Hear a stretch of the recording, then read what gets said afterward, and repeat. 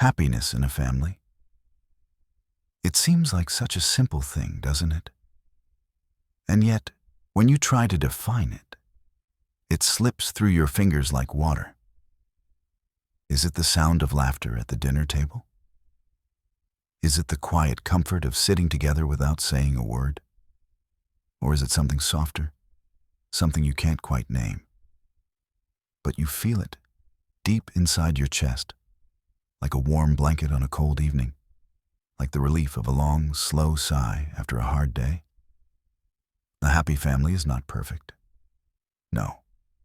Perfection has nothing to do with it. Happiness doesn't grow in spotless living rooms or perfectly planned weekends. It doesn't bloom only when everyone agrees or when life runs smoothly. In fact, some of the happiest families laugh even in chaos, love even in the middle of arguments, and choose each other even when they're tired of everything else. So, what truly makes a family happy? It begins with belonging. The feeling that you are accepted, fully, completely, without conditions. That you don't have to pretend. That no matter what storms rage outside, here, in this space, with these people, you are safe. Happiness in a family has very little to do with money. It does not live in expensive gifts or big houses or perfect family photos. The happiest families are often the simplest ones, because happiness grows in connection, not in possessions. Look closely, and you'll find happiness hiding in tiny, ordinary moments. The way someone remembers exactly how you take your tea. The way a child runs into your arms as if you are the entire world. The way someone sits beside you in silence when words are too heavy. Saying nothing, but somehow saying everything. Happiness is in these quiet gestures, repeated every day, so soft that sometimes you don't even notice. Until one day, you realize you'd miss them if they were gone. A happy family also knows how to forgive. You can feel it in the air, light, easy, unburdened. They let mistakes stay as mistakes. They don't turn them into weapons, don't store them in a secret box of resentments. They argue, yes. They disappoint each other, yes. But love is bigger than pride, and forgiveness comes more naturally than revenge. And there is kindness, not the kindness you show strangers for politeness, but the quiet, everyday kindness you show to those who see your worst moods. Offering the last piece of bread, even when you wanted it yourself. Smiling at someone who has had a hard day. Listening, truly listening, even when you don't agree. Happiness in a family is not about avoiding storms. Every family has them. They fight. They misunderstand. They go silent. But a happy family always finds its way back. That's the secret. Returning to each other. Choosing each other again and again, even after hard days. That decision, made quietly, over and over. That is love. And love, woven gently into ordinary moments, becomes happiness. Close your eyes for a moment. Can you feel it? A memory, soft and glowing, of a time when you felt safe, understood, loved without question. That is what truly makes a family happy. Not perfection, not grand gestures, but the daily promise of love, whispered in small ways, every single day. Now, let's move on to the next chapter. The ancient wisdom behind family bonds. There is a strange comfort in knowing that families have existed long before you, long before me, long before we even had names for love. The bond of a family is older than any tradition, older than the first walls we built to call home. Have you ever wondered why we need families at all? Why, even in a world where we can live alone, earn alone, survive alone, something deep inside still pulls us back to the warmth of shared connection? It is because the wisdom of family is not new. It is ancient. It is written in the rhythm of life itself. If you look at history, across mountains, deserts, and seas, one truth repeats itself. Families are the first teachers of what it means to be human. Long before schools, before books, before laws, families passed down the art of living. How to care, how to share, how to survive together. Around the fire in the old nights, stories were told, and those stories became wisdom. The elders taught patience, the young taught hope. Every family, no matter how small or large, carried its own sacred knowledge, whispered through generations. Ancient wisdom tells us something modern life often forgets. Family is not about blood alone. It is about the people who choose to stand with you, who shelter you when storms come, who celebrate your smallest victories as if they are their own. Tribes in the past called this kinship. Now, we call it love. Think of how, for centuries, families worked as one, gathering food, raising children together, caring for the sick, protecting each other. Every task had meaning, every role was respected. There was no idea of my success or your success, only our well-being. And perhaps that is where true happiness was born, when life itself was seen as something to be carried together.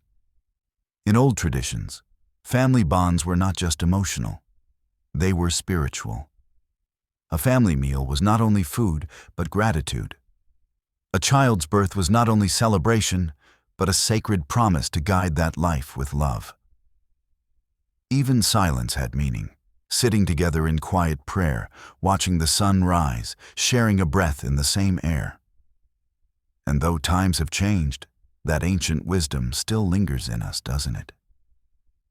You feel it when you instinctively call someone after a bad day, when you reach for a loved one without thinking, when you feel safe just by hearing someone breathe beside you.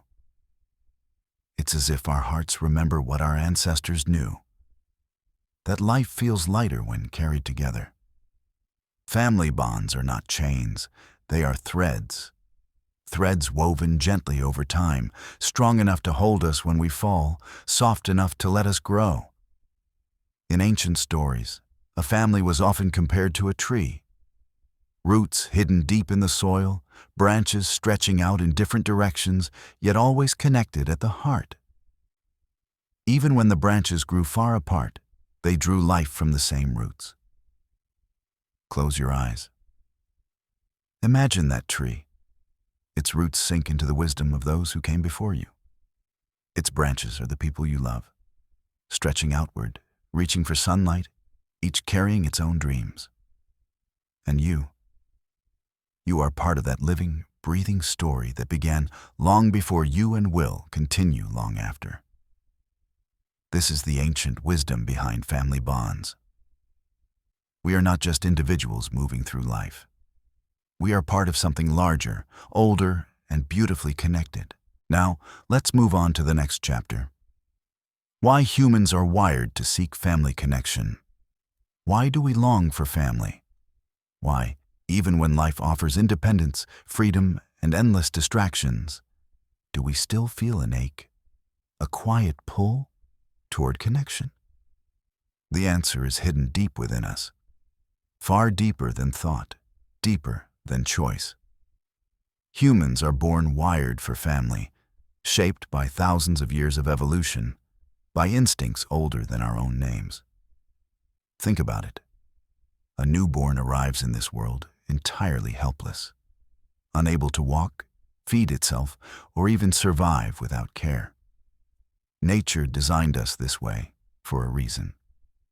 Unlike creatures that grow strong quickly, humans grow slowly, learning for years under the warmth of those who protect and teach them. Family is not just a social choice. It is survival written into our bones.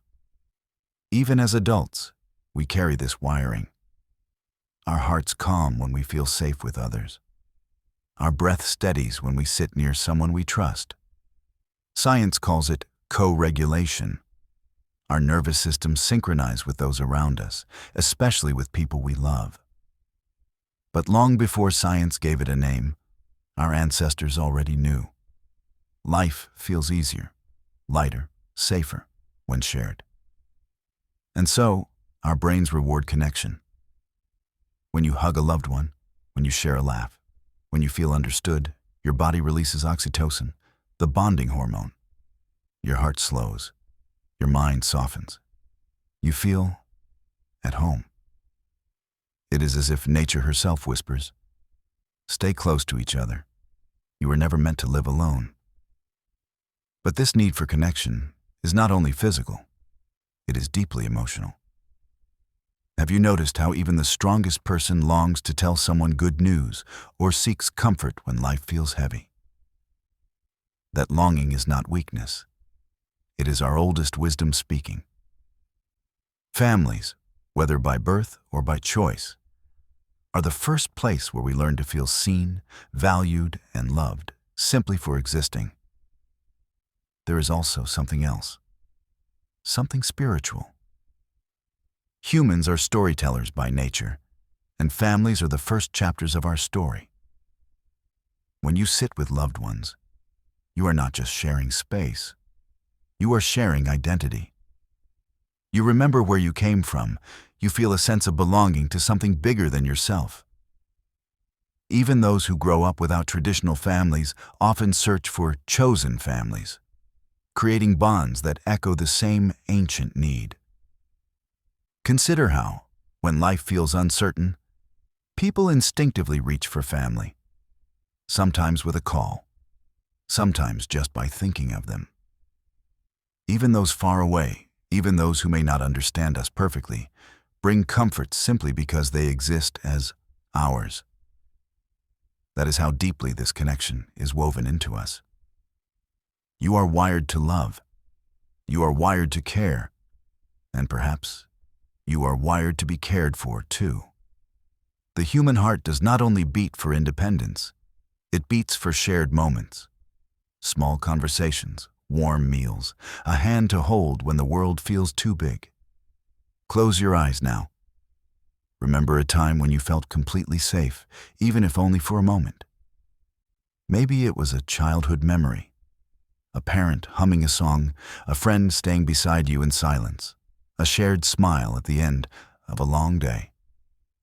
That feeling, that deep sigh of relief, is the proof of your wiring. You are not meant to walk this life alone. No one truly is. So, when you long for connection, when you feel that quiet ache for closeness, know this. It is not weakness. It is the most human thing about you. Now, let's move on to the next chapter. The power of unspoken love in families. There is a love in families that does not need words. A love that moves quietly, like sunlight slipping through curtains, touching everything without making a sound. You know it, don't you? The way someone places a blanket over you when you fall asleep on the couch.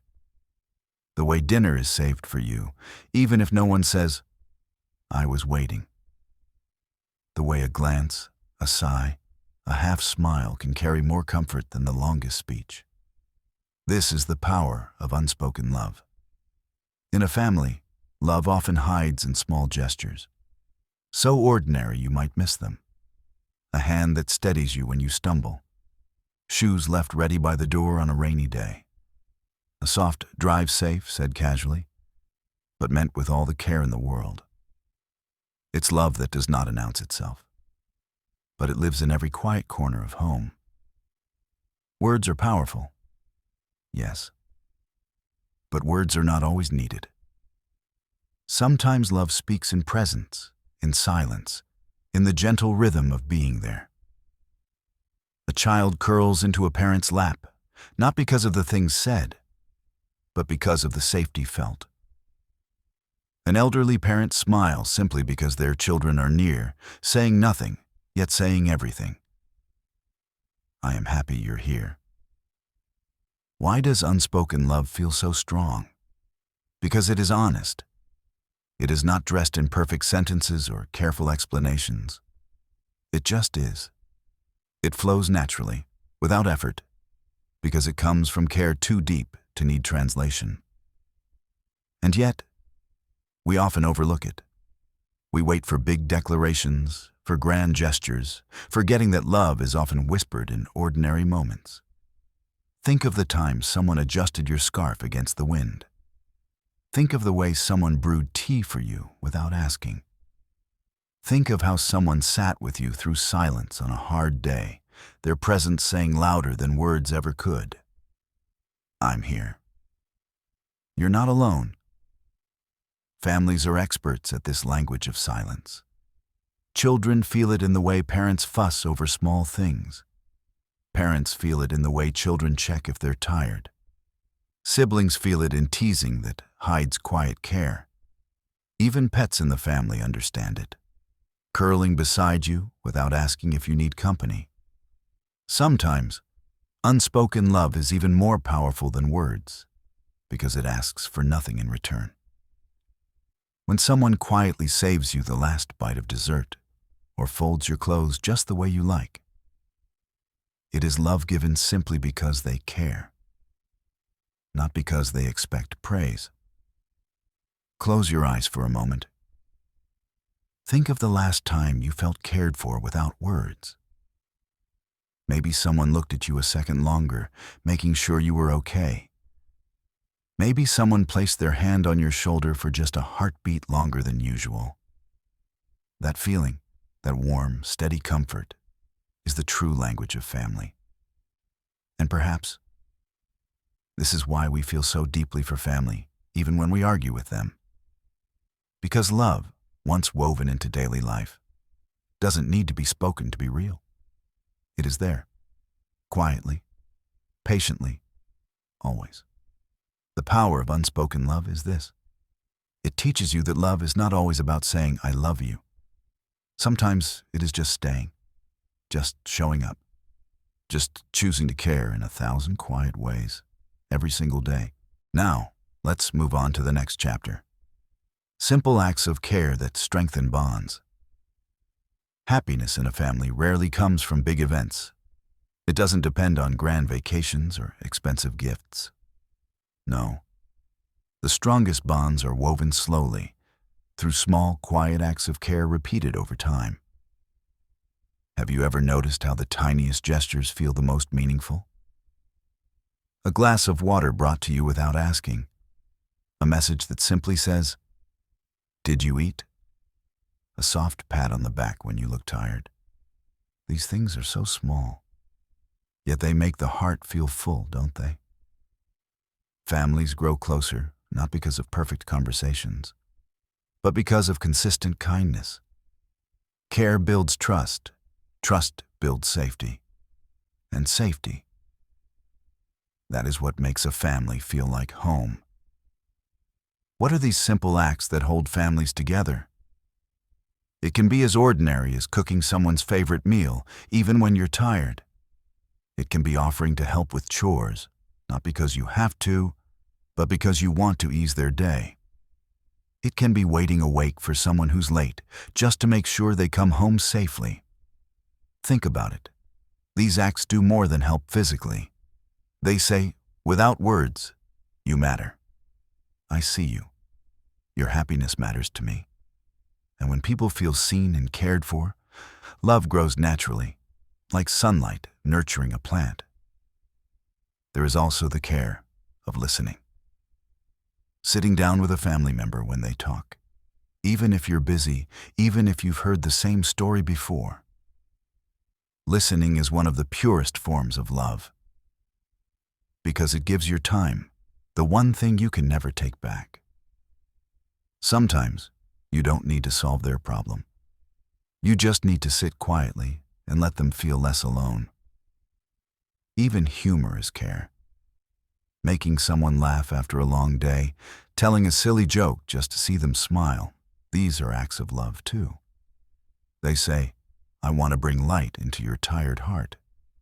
And care does not always mean doing something big. Sometimes it means noticing. Noticing when someone is quiet, when someone hasn't eaten, when someone seems off, and gently asking, are you okay? that one question can hold more love than 100 perfect sentences. There is also a secret to making these small acts powerful.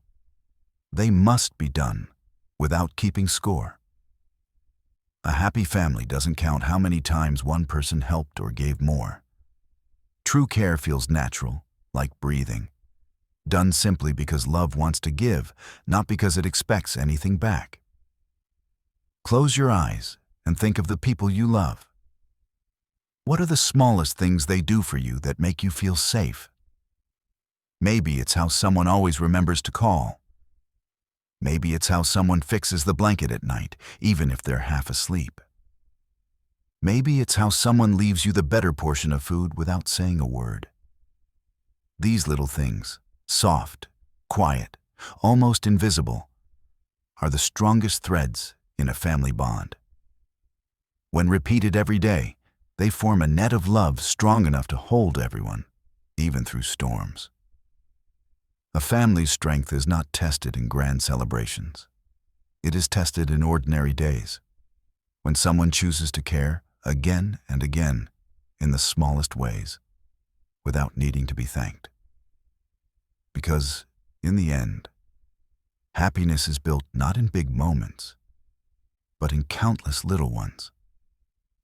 1,000 quiet, I care about you moments, spoken not with words, but with actions.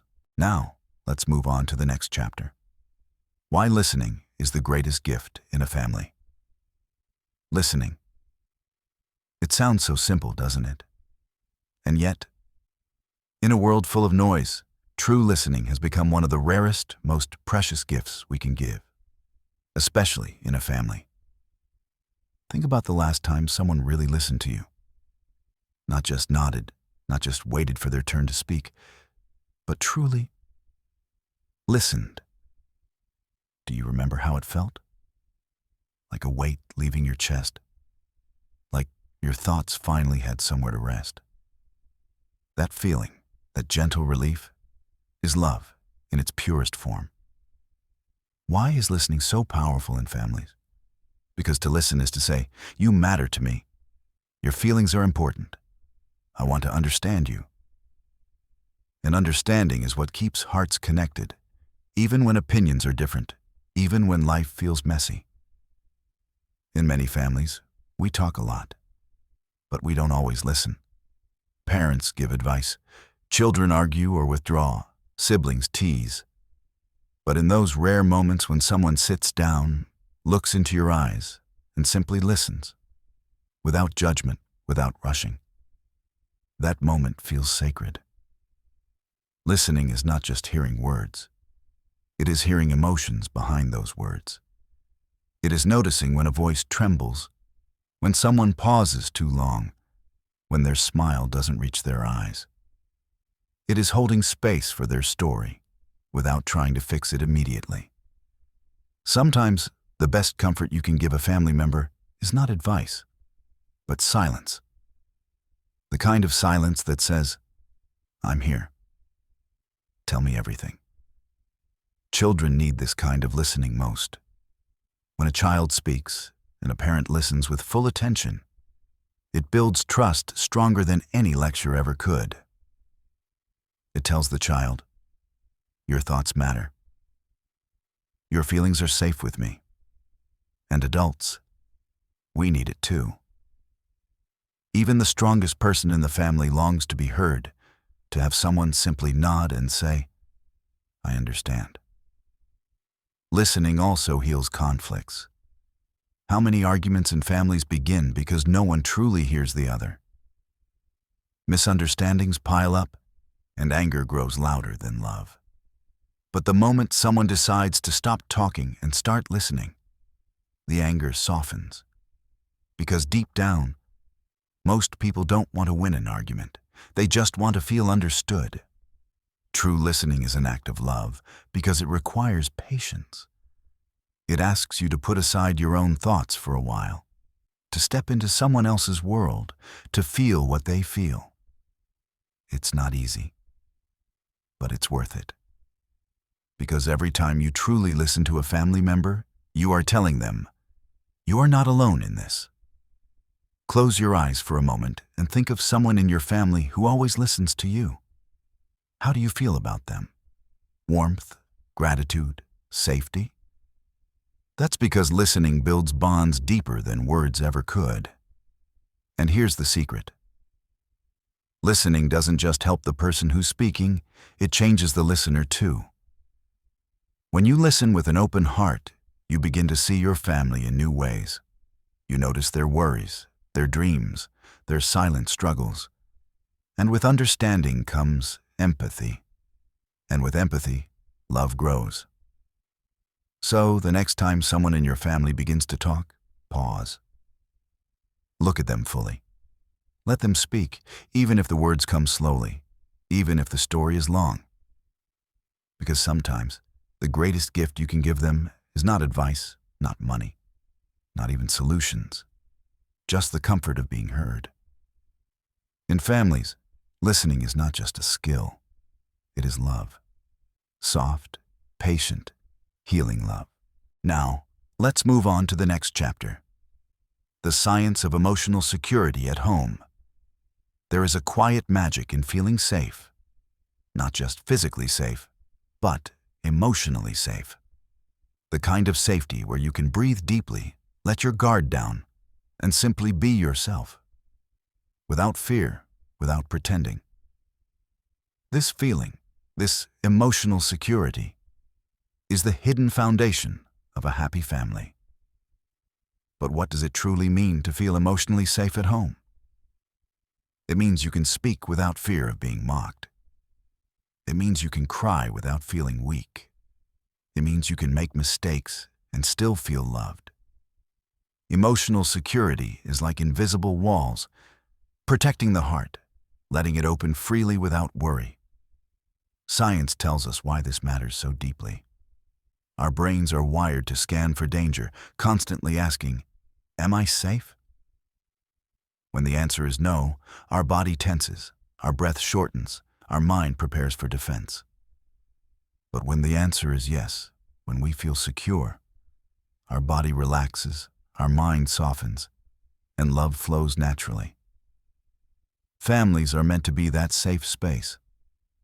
When home feels emotionally secure, your brain releases calming chemicals like oxytocin and serotonin, the same chemicals that make you feel warm after a hug or peaceful after a good laugh. Your heart slows down, your stress lowers.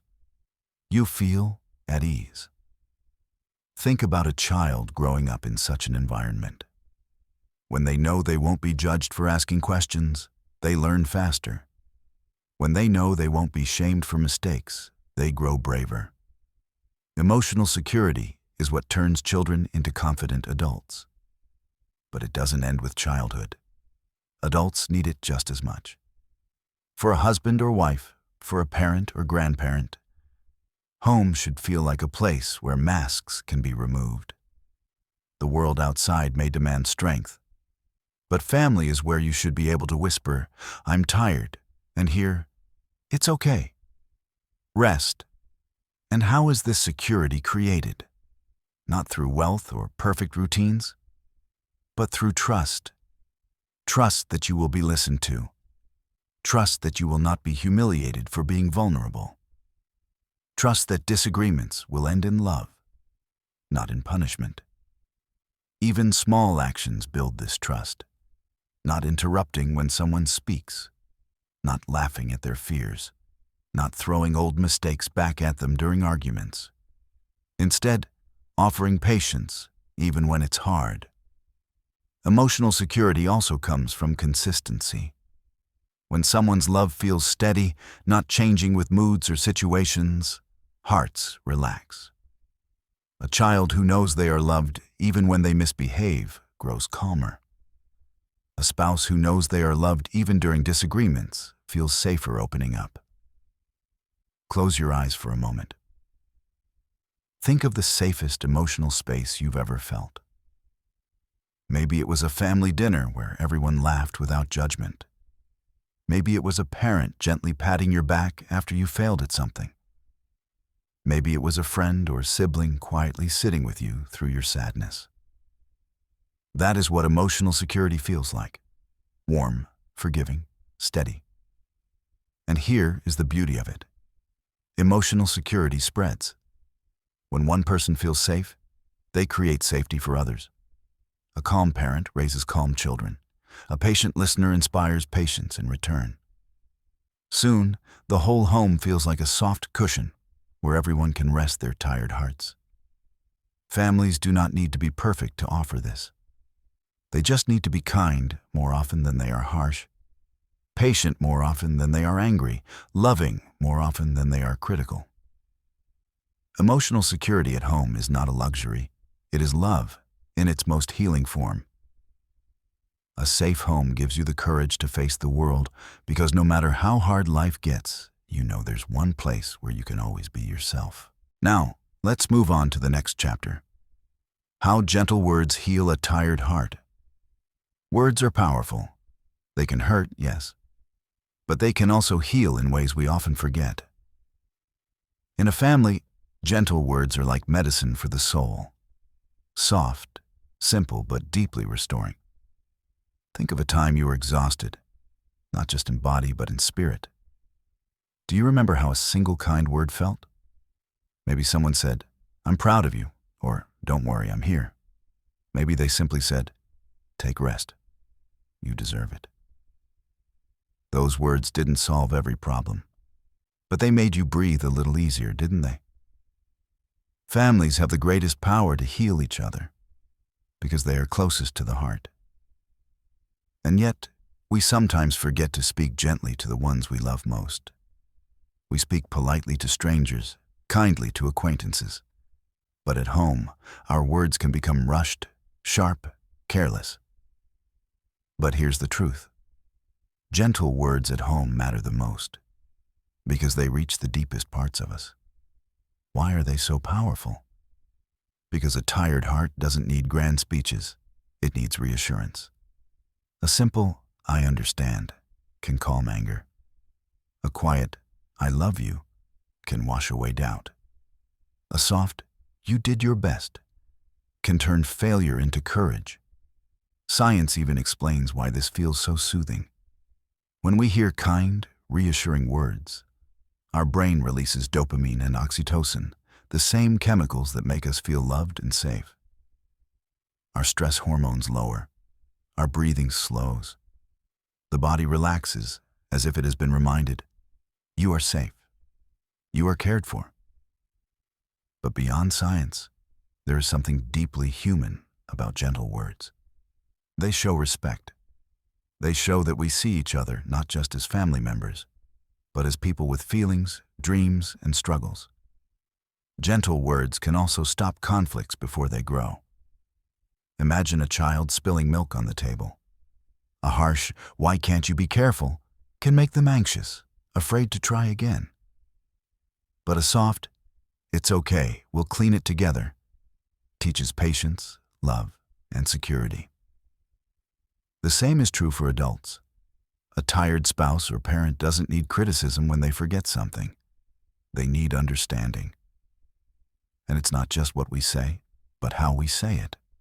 A soft tone, a calm pace, a kind expression, these can turn even ordinary sentences into comfort. Sometimes, even a simple, "I'm listening," spoken warmly, can feel like love. Gentle words are also a way of saying thank you, without always using those exact words. When you say, "I appreciate you helping me," or "That meant a lot to me," you remind your family that their efforts are seen, valued, loved. And appreciation, spoken often, makes hearts feel lighter, happier. Close your eyes for a moment. Think of the gentlest words ever spoken to you by someone in your family. Maybe it was your mother saying, "You'll be okay." Maybe it was a sibling whispering, "I've got you." Maybe it was your child softly saying, "I love you."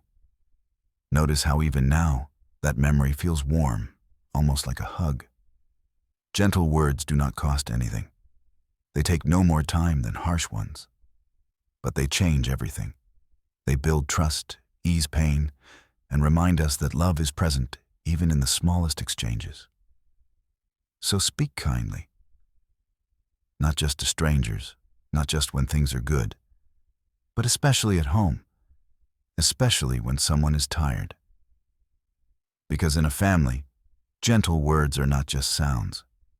They are love, spoken aloud. Now, let's move on to the next chapter. The magic of eating together as a family. There is something almost sacred about a shared meal. Not because of the food itself, but because of what happens when people sit together, side by side, plates in front of them, hearts quietly opening. Eating together as a family may seem ordinary, even too simple to matter. But have you noticed how it feels different from eating alone? The laughter, the quiet conversations, even the comfortable silences, all of it weaves an invisible thread between hearts. It is not just dinner, it is connection served in every bite. For centuries, families have gathered around food. Before phones, before screens, before the rush of modern life. Meals were the time when everyone slowed down, looked at each other, and shared not just food, but life itself. And even now, when life moves too fast, that ancient magic remains. Why does it feel so special? Because when we eat together, we are not just feeding our bodies, we are feeding our sense of belonging. A shared meal says, without words, you matter. You are part of this. This is your place. Science, too, agrees. Studies show that families who eat together regularly are happier, children feel more secure, and even stress levels in adults drop. Why? Because our brains love routine, and mealtimes give us a daily reminder. No matter how the day went, we meet here, together. And it's not just about talking. Even silence at a family table can feel comforting. The clink of spoons, the passing of bread, the small gestures. Someone serving you rice without asking, someone saving the last piece of food for you. These quiet acts carry a love words often cannot. The magic of eating together also comes from sharing stories. This is where laughter flows freely, where children talk about school, where parents share memories, where even arguments soften over warm soup. Food seems to make honesty easier. Perhaps because meals remind us of care, of nurture, of being looked after. Think about the memories you hold dearest. A festival meal where everyone squeezed around the same table. A simple breakfast where someone made your favorite dish just because you loved it. Even late-night snacks shared secretly with siblings.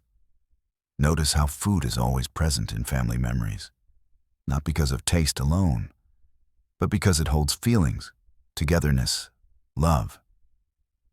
And it doesn't have to be fancy. Even the simplest meals, eaten on a small table or sitting on the floor, carry the same magic. Because it is not the food that matters, it is the presence. When everyone pauses their busy lives and gathers, even for 20 minutes, they are silently saying, this moment, right now, with you, is important. Close your eyes now. Picture a family meal from your past. Maybe it was noisy, full of laughter. Maybe it was quiet, just you and one loved one. Do you feel how warm that memory is? How safe it felt to belong to that moment? The truth is, eating together is not just about filling stomachs. It is about filling hearts. Every shared meal is like planting a seed of love. The more you eat together, the more those seeds grow into memories, into bonds, into stories you will one day smile about. So, whenever you can, sit together. Even if it's just for breakfast, even if it's only tea and biscuits. Because the magic of eating together is not in what's on the plate, it's in the love around the table. Now, let's move on to the next chapter. Laughing together. Nature's own stress reliever. Laughter.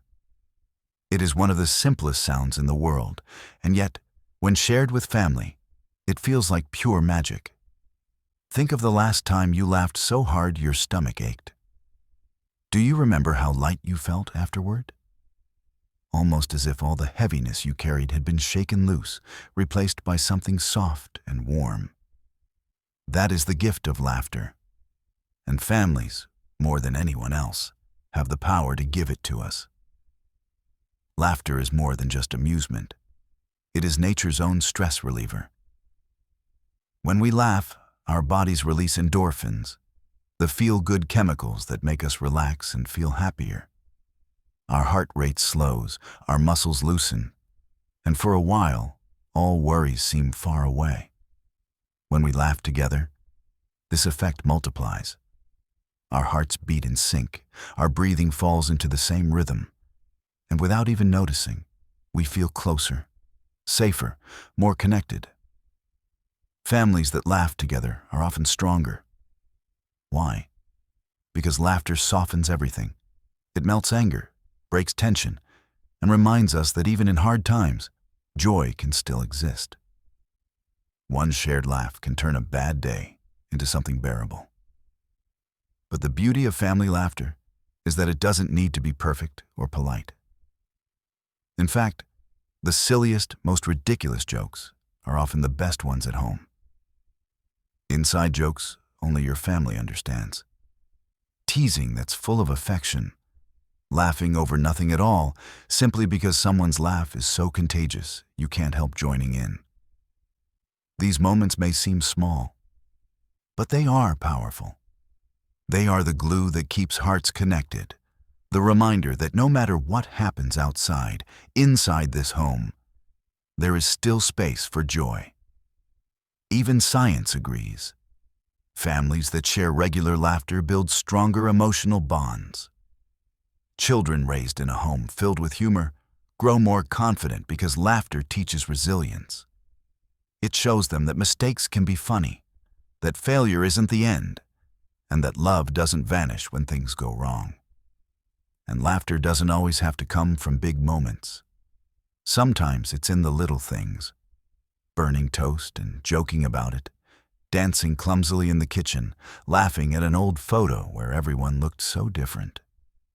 These are the memories that linger, the ones you look back on years later and smile. Laughter also heals silently. Even in grief or hard times, families sometimes find themselves laughing over shared stories. And for a moment, pain feels lighter. That's the secret power of laughter. It doesn't erase sadness, but it makes carrying it easier together. Close your eyes for a moment. Think of the happiest family memory you have. Chances are there's laughter in it. Maybe someone told a funny story, maybe someone slipped while dancing, maybe everyone just laughed for no reason at all. Notice how that memory still makes you smile. That is love, disguised as laughter. So laugh often, not just when life is perfect, but especially when it isn't. Tell silly jokes, share funny stories, find humor in the little accidents of daily life. Because laughter, more than anything else, reminds a family of its greatest truth. We are together, and together we can survive anything. Now, let's move on to the next chapter. How shared silence can be as loving as shared words. Silence. It is often misunderstood. People think love is always loud, full of words, laughter, and conversations. But in families, silence has its own gentle language, one that speaks just as deeply, sometimes even more. Have you ever sat with someone you love without saying a single word, and still felt completely understood? Maybe it was sitting beside a parent while watching the rain. Maybe it was lying next to a sibling, both staring at the ceiling, sharing nothing but presence. That quiet comfort, that is love too. Why does shared silence feel so warm in families? Because silence, when shared with the right people, doesn't feel empty. It feels safe. It says, I don't need to perform for you. I don't need to explain myself. Just being here is enough. In a world filled with constant noise, where everyone feels pressured to speak, to explain, to be heard. Finding someone you can be silent with is rare and precious. Families often offer that gift naturally. A mother sitting near you while you're upset, not asking questions, just staying. A partner holding your hand quietly after a long day. A child leaning against you, humming softly, saying nothing at all. These moments do not need words, because love already fills the space between. Science explains this too. When two people sit quietly together, especially loved ones, their breathing often begins to sink, their heart rates slow, and their bodies release calming chemicals. It's as if silence allows hearts to speak directly, without language getting in the way. But shared silence in families is not just about comfort. It is also about trust. To sit quietly with someone without feeling awkward means you trust them completely. You trust that you are accepted, even without smiles, even without conversation. Silence becomes love when it carries peace instead of distance. Think of the little silences in daily life. Folding clothes side by side, washing dishes together, sitting near each other while reading. You might not talk, but you feel togetherness in every breath. These quiet routines weave bonds stronger than we realize. Shared silence can also heal. After an argument, words might feel heavy, but sitting quietly beside each other can say, "I'm still here. We're okay." After a hard day, a family member sitting near you, saying nothing, might feel more comforting than the best advice. Close your eyes now. Remember a silent moment with someone you love. Maybe it was watching the sunset. Maybe it was sitting in a car on a long drive. Maybe it was falling asleep in the same room. Do you feel how peaceful that memory is? Sometimes, silence holds more love than 100 "I love yous." And here's something beautiful. Shared silence doesn't need planning. You don't have to create it. It happens naturally when love is strong enough to need no explanation. So, don't rush to fill every quiet space at home with words. Sometimes, just sitting near someone, doing nothing, is the greatest expression of love. Because in families, love doesn't always speak, it simply stays. Now, let's move on to the next chapter. Parents as the first teachers of love. Before you learn to speak, before you learn to walk, you already learned love. And who taught it to you? Your parents. Whether through birth, adoption, or any form of caregiving, parents, or the first people who cared for you, are your very first teachers of what love feels like. Think about it. A baby does not understand words. A baby only understands warmth, safety, and touch. When a parent holds a child close, when they respond to its cries, when they smile down at its tiny face, that is the child's first lesson in love. It is through parents that we first learn the world can be kind. Someone will come when I need them. Parents teach love not through big speeches, but through daily acts. The way they wake up at night to soothe you. The way they notice when you're hungry, tired, or scared. The way they celebrate your first steps, even if you stumble. These moments become the foundation of how you see love for the rest of your life. Science confirms this. A baby's brain grows stronger when it feels secure, when caregivers respond gently. This is called attachment, and it shapes the way we trust others as we grow. A child who feels loved learns to love easily. A child who feels safe learns to be brave. Even as adults, we carry those early lessons. Our deepest beliefs about love are often reflections of how we first received it. But parents teach love not just by caring for us, but by showing us how to love others. Children watch everything: how parents speak to each other, how they help neighbors, how they treat strangers. A child who sees kindness learns kindness. A child who sees patience learns patience. Even arguments, when handled with respect, teach children that love can survive disagreements. Parents also teach love by allowing us to make mistakes. Think of the times they forgave you. When you broke something, when you were stubborn, when you failed.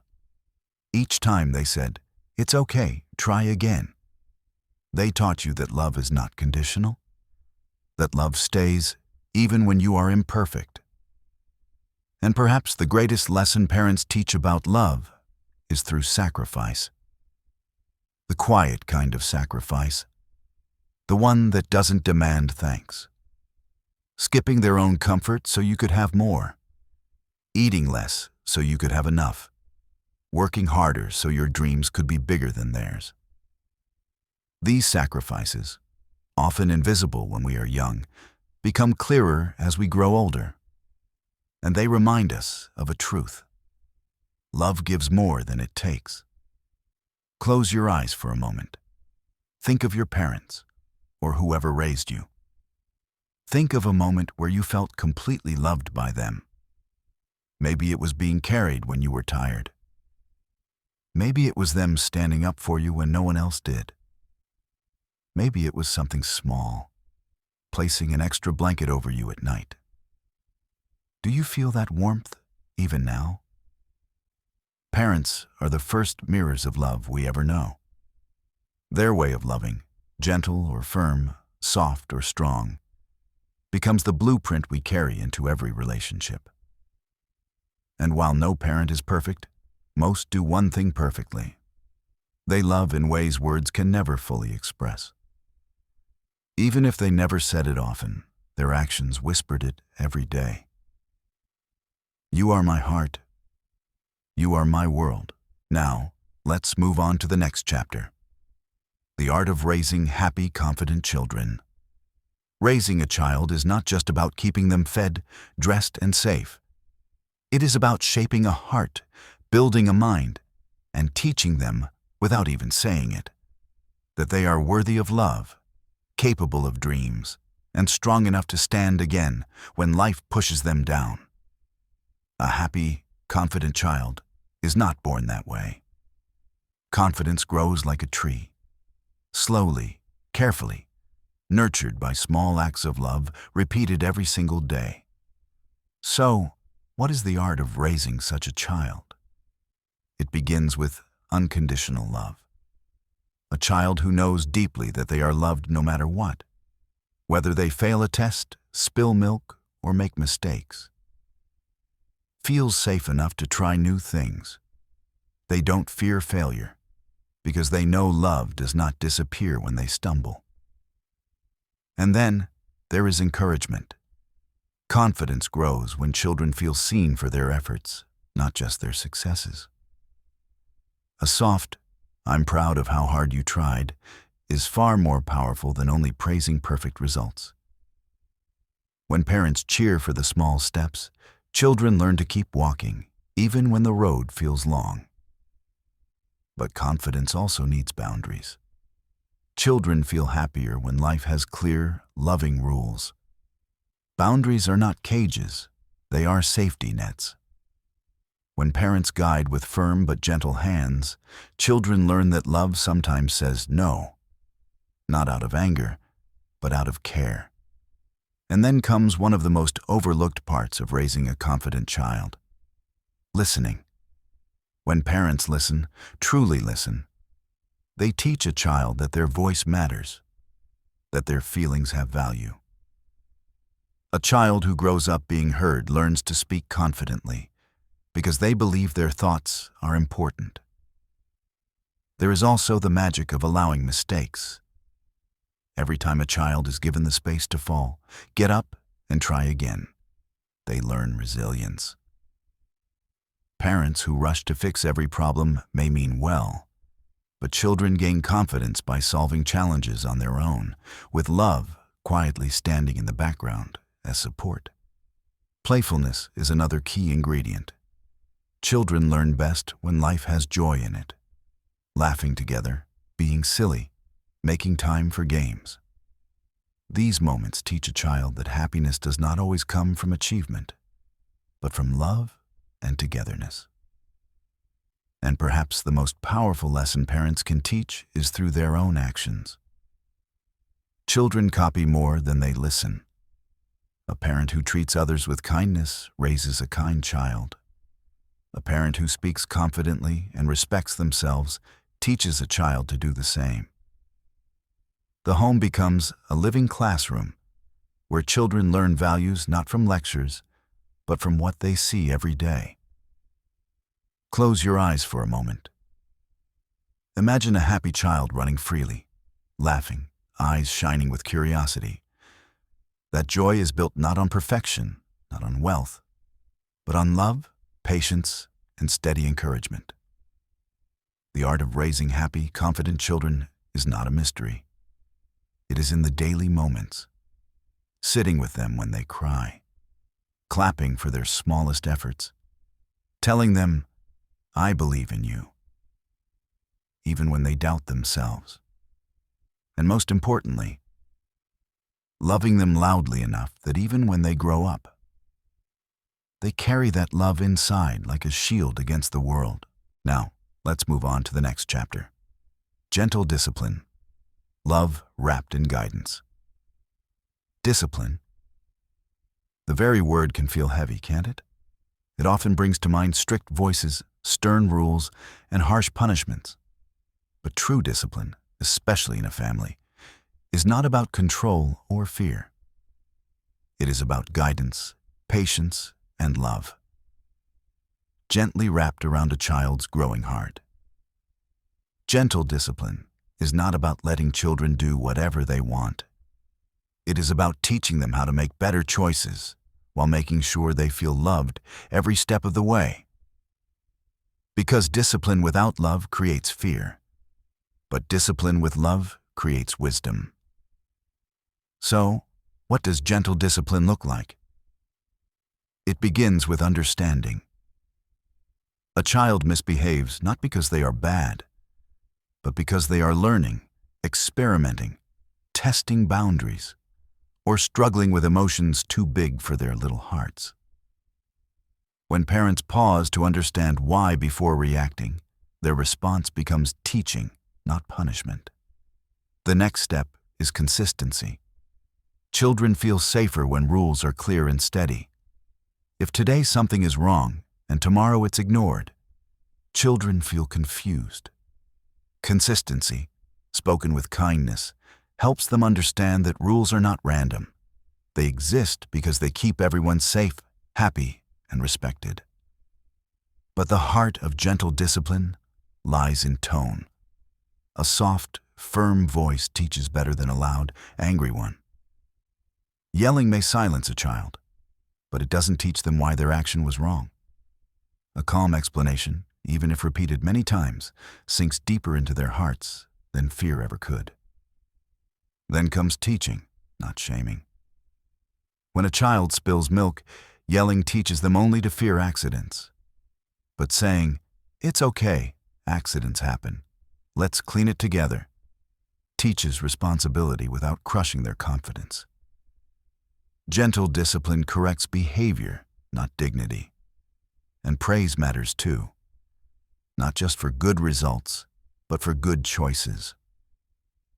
A simple, "I'm proud of how you shared your toys," or "I love how patient you were just now," shows them that kindness and effort are noticed. Children repeat what is appreciated, not what is criticized endlessly. Gentle discipline also involves natural consequences. Instead of harsh punishments, children can learn by experiencing the real outcomes of their actions. If they forget their homework, letting them face the teacher's reaction teaches more than scolding. But parents stand nearby, not to rescue immediately, but to comfort afterward, showing that love does not vanish even when mistakes happen. And yes, gentle discipline takes patience. It means explaining things 100 times, staying calm when tempers rise, choosing love even when you're tired. But that patience builds trust. A child who grows up with gentle guidance learns that rules are not walls, they are ropes, keeping them safe as they climb toward adulthood. Close your eyes for a moment. Think of the lessons you remember from childhood. Do you remember the harsh scoldings? Perhaps you do. But more importantly, you remember the times someone guided you kindly, explained things with love, or forgave you while teaching you to do better. Those are the lessons that stayed, aren't they? Gentle discipline is love in action. It tells children, I care enough to guide you, but I love you too much to hurt you while teaching. It shapes not just good behavior, but good hearts. Hearts that grow into kind, confident adults who know how to guide others with love, too. Because in the end, discipline should not break a child's spirit. It should teach them how to fly, knowing they are loved even when they fall. Now, let's move on to the next chapter. How children teach adults to be more human. We often think adults teach children everything: how to talk, how to walk, how to behave. But if you watch closely, you'll notice something quietly beautiful. Children are our greatest teachers too. They teach us how to feel deeply, how to live simply, and how to be more human in a world that often forgets softness. Have you ever observed a child watching a butterfly? The way their eyes widen, the way they follow it with wonder, as if it's the most magical thing in the world. Adults pass by, too busy, too distracted. But children remind us, this is what it means to be alive. To notice, to marvel, to feel joy for no reason at all. Children teach us curiosity. They ask questions we stopped asking long ago. Why is the sky blue? Where does the rain go after it falls? They remind us that life is full of mysteries, and that asking questions is not foolish. It is brave. Through their endless whys, children invite us to look at the world with fresh eyes again. They also teach us honesty. Children say what they feel. If they love you, they run into your arms without hesitation. If they're upset, they cry openly. There are no masks, no hidden meanings, no pretending. Being around children reminds us how freeing it feels to express emotions without shame. And then, there is forgiveness. A child can cry, argue, get upset. And 5 minutes later, they hug you as if nothing happened. They don't hold grudges the way adults do. Their hearts reset easily, teaching us that love should be bigger than anger. Children also teach us patience and presence. If you've ever played with a child, you know they don't care about schedules or plans. They live fully in the moment, building towers, telling stories, laughing at something silly. They teach us to slow down, to breathe, to live right here, not in yesterday or tomorrow. And perhaps the most profound lesson children teach is unconditional love. A child doesn't care how much you earn, how you look, or what mistakes you've made. They love because you are theirs, because you exist in their world. Their hugs, their little hands reaching for yours, are pure reminders of what love was meant to be.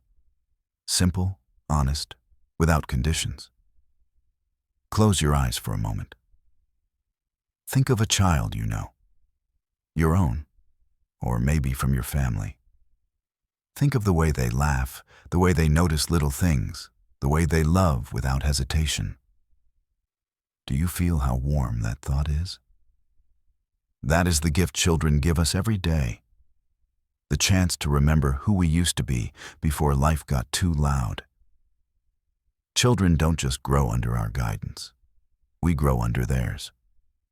They remind us to say sorry when we're wrong, to hug longer, to laugh louder, to find joy in small things. They teach us to be gentler with ourselves and with others.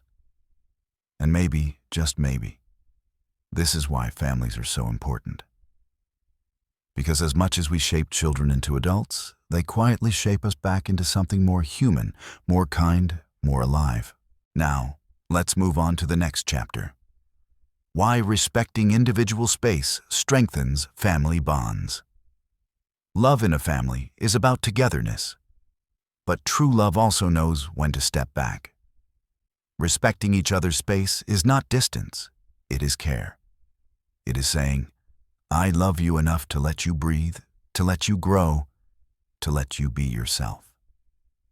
Many people think strong family bonds mean being close all the time, sharing everything, doing everything together. But closeness without respect for personal space can feel suffocating. Love should feel like warmth, not like a cage. So why is individual space so important in families? Because every person, parent, child, sibling, has their own thoughts, feelings, and dreams. Even in the strongest families, each person is also an individual soul, with a world inside them. When we respect that space, we are saying, I see you, not just as my family, but as a person with your own life. This space can be small. 10 quiet minutes alone after a long day, a closed door when someone is working, a few hours for hobbies that others may not share. These moments of solitude recharge us. So when we return to each other, we return with more love, more patience, more joy. Children need this too.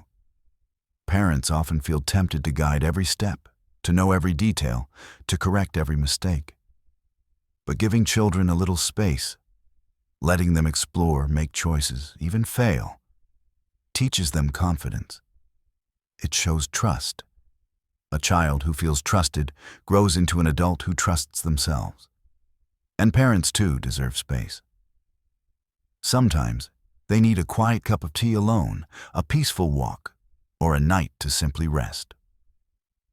When children understand this, even in small ways, family bonds grow stronger. Because love goes both ways. Even between partners or siblings, space matters. Being close doesn't mean talking every moment or agreeing on everything.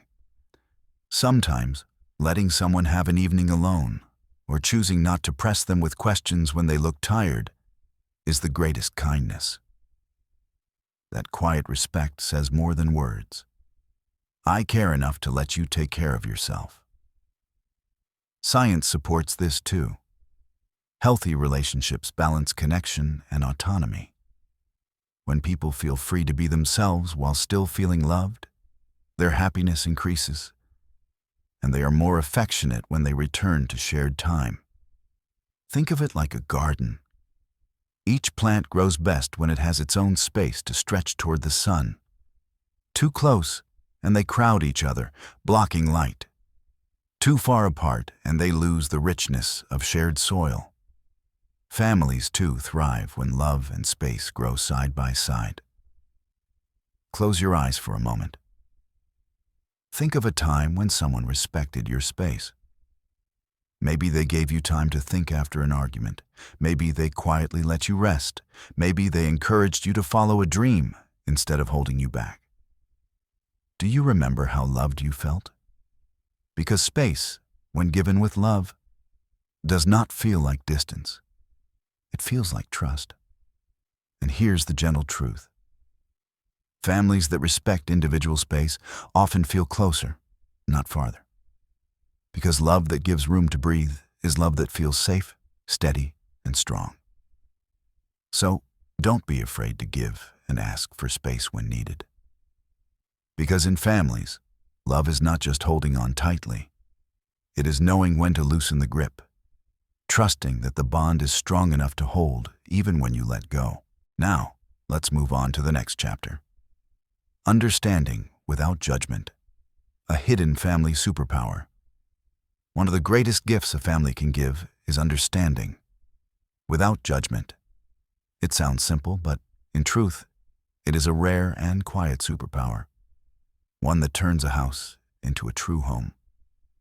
What does it mean to understand without judging?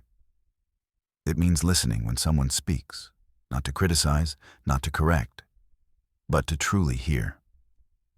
It means holding space for their feelings, even if you don't agree with them.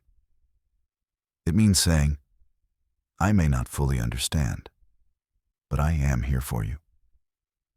Families are where we should feel safest, but often they are also where we feel most judged.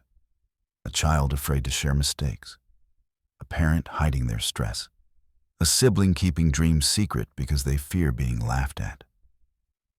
When judgment replaces understanding, love feels conditional and hearts slowly close. But when a family chooses understanding, something magical happens. People feel free to be honest. A child admits their fears, knowing they won't be shamed.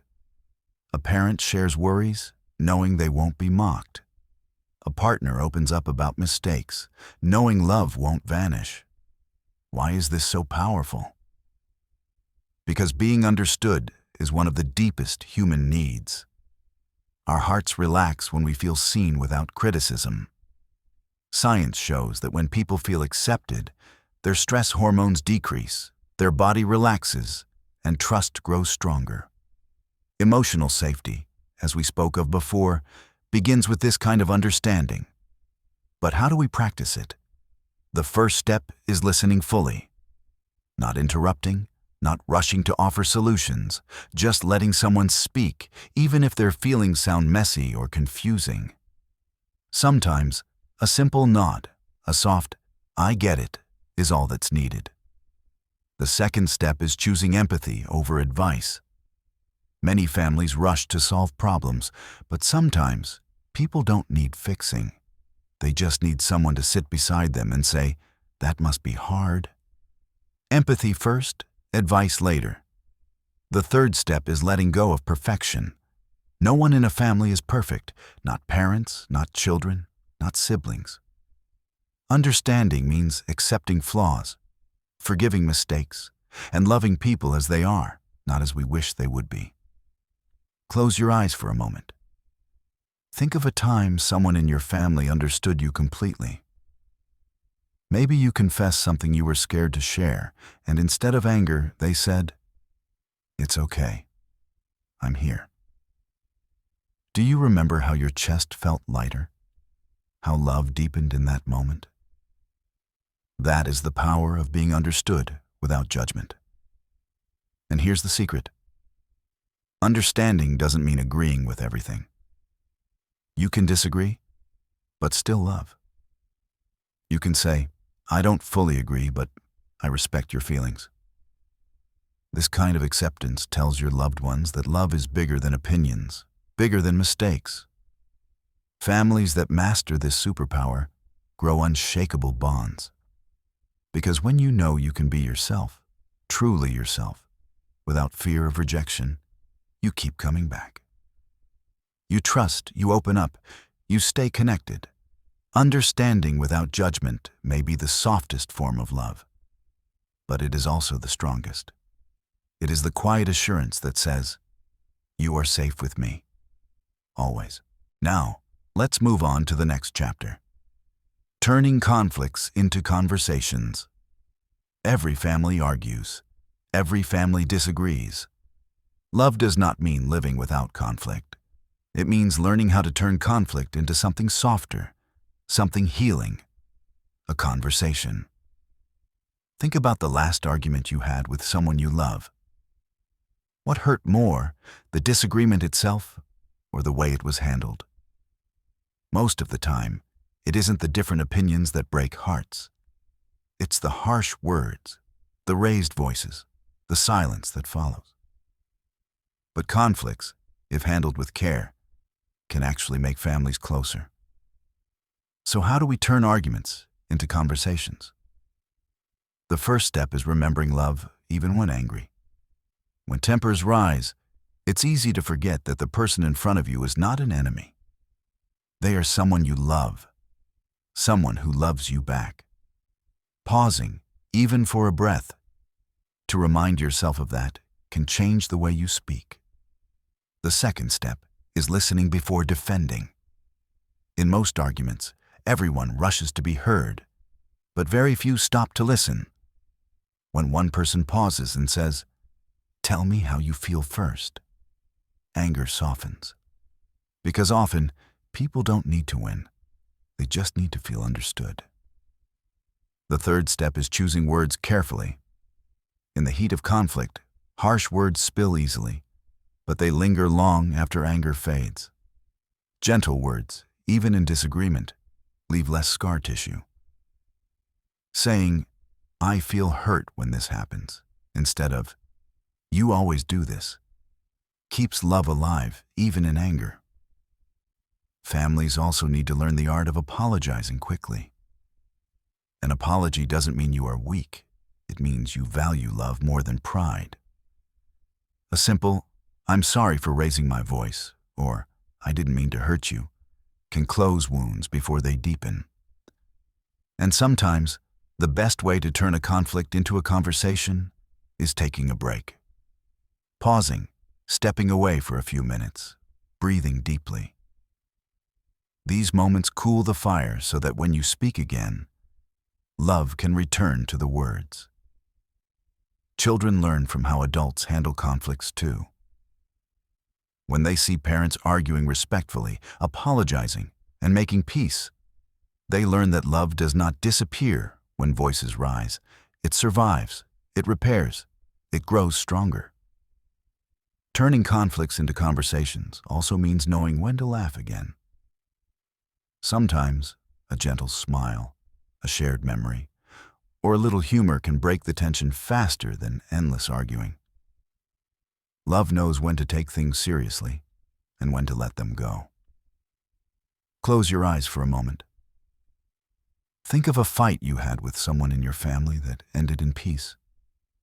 Maybe you argued, maybe you cried, but then you talked, forgave, hugged. Do you remember how warm that reconciliation felt? That moment is proof. Love can grow even through disagreements, as long as you choose connection over anger. Because here's the truth. Families who never argue are not necessarily happier. Sometimes it means they aren't honest with each other. But families who argue and then turn those arguments into deeper understanding, they are the ones who stay close. Turning conflicts into conversations is not about avoiding anger. It is about choosing love again, every time, no matter how hard the conversation is. It's about saying, "We may fight, but we will always come back to each other." Now, let's move on to the next chapter. Why forgiveness is the core of family peace. Every family, no matter how loving, has moments of hurt. Words slip out too fast. Promises break. Disappointments linger in quiet corners of the heart. But what keeps families together, what keeps love alive through all of this, is forgiveness. Forgiveness is the softest, yet strongest thread that holds families close. It doesn't erase mistakes, but it makes space for love to keep breathing, even when hearts are bruised. Why is forgiveness so important in families? Because we see each other's worst sides at home. We see tiredness, frustration, and flaws that the outside world rarely sees. And if love depended on perfection, every family would fall apart. Forgiveness is the promise that says, "I know you are imperfect, and I love you anyway." Think about it. How many small hurts have been forgiven silently in your home? A parent overlooking a child's stubbornness. A child forgiving a parent's impatient words. Siblings fighting one moment and sharing food the next. Forgiveness flows quietly through families every day, often without words. Science even explains why forgiveness feels so healing. When we forgive, our body relaxes, our heart rate slows, and stress hormones drop. But beyond biology, forgiveness gives something deeper. Peace. A family that holds grudges carries invisible weight. A family that forgives moves lighter, happier. But forgiveness does not mean pretending nothing happened. It means acknowledging the hurt, but choosing love over anger. It means saying, "You hurt me, but I care more about us than about staying angry." Children learn forgiveness by watching it. When parents apologize to each other, when siblings make peace after fighting, when adults admit mistakes, children see that love is not about never hurting. It's about always coming back. Sometimes forgiveness takes time. Some hurts feel too deep to let go immediately. But even then, the willingness to forgive, holding the door open for reconciliation, is what keeps bonds from breaking completely. Forgiveness is also a gift to yourself. Holding anger feels heavy. Forgiving feels like a sigh of relief. It lets you love freely again, without resentment sitting in the way. Close your eyes for a moment. Think of a time you forgave someone in your family, or they forgave you. Do you remember the moment after? The quiet peace? The way a hug felt warmer because it carried not just love, but healing? And here is something gentle to remember. Sometimes you need to forgive, even when the other person doesn't ask. Not for them, but for your own heart. Because family love grows best in hearts that are soft, not hard with anger. Forgiveness is not weakness. It is strength. It takes courage to let go of hurt, to choose love over pride, to say, what matters most is that we stay together. In the end, no family is perfect. But families that forgive often are the happiest. Because peace does not come from avoiding mistakes. It comes from forgiving them again and again, as many times as love asks. Now, let's move on to the next chapter. Standing by each other in tough times. Every family faces storms. Illness, financial struggles, disagreements, or silent worries that weigh on everyone's heart. No home is free from hard days. But what makes a family truly strong is not how they celebrate in good times. It's how they stand by each other when life feels heavy. Standing by someone in tough times doesn't always mean solving their problems. Sometimes it simply means staying. Being there, quietly, like a steady wall when everything else feels like it's falling apart. Think about it. When you are in pain, do you remember the people who gave perfect advice? Or the ones who simply stayed beside you, letting you cry, letting you breathe, letting you be? Presence is sometimes the greatest form of love. Families who stand together in hard times share an unspoken promise. You are not alone in this. And that promise can change everything. A person who feels supported can face struggles more bravely than someone who feels alone, no matter how strong they are. Science confirms this too. Studies show that people with strong family support recover faster from illnesses, cope better with stress, and even live longer. Why? Because emotional connection acts like medicine for the heart, calming fear and giving strength to keep going. But standing by each other is not just about being physically present. It's about being emotionally available. It's checking in with a soft, "How are you feeling today?" It's listening, even when you don't have answers. It's offering small comforts, making a cup of tea, sharing a quiet smile, holding someone's hand when words feel too heavy. Children especially learn the meaning of love in these moments. When they see parents staying calm during difficulties, when they feel the family holding together instead of breaking apart, they learn resilience. They grow up believing that hard times are not the end, because love can survive them. And it's not just parents supporting children. Children stand by parents too in their own quiet ways. A small hug when they sense you're tired, a simple drawing that says, "I love you," even just sitting near you while you rest. These tiny gestures mean more than words. Sometimes, standing by someone means letting them fall apart safely, allowing tears, anger, or silence without judgment. Because families are not meant to always be strong. They are meant to be soft places where strength can rest. Close your eyes for a moment. Think of a time someone in your family stayed with you in a hard moment. Maybe they sat in a hospital waiting room with you. Maybe they held your hand through bad news. Maybe they just hugged you after a long, difficult day. Do you remember how much lighter you felt, even if nothing had changed yet? That is the healing power of standing together. And here's the quiet truth. Tough times don't last forever, but the memory of who stood by you does. Long after the problem is gone, you remember the hands that held you, the words that comforted you, the people who stayed. Families don't need to fix everything. They just need to stay close, to say through their presence, "We will face this together, no matter how long it takes." Because in the end, standing by each other in tough times is love in its purest form, steady, patient, unshaken by storms. Now, let's move on to the next chapter. The warm comfort of knowing I'm not alone.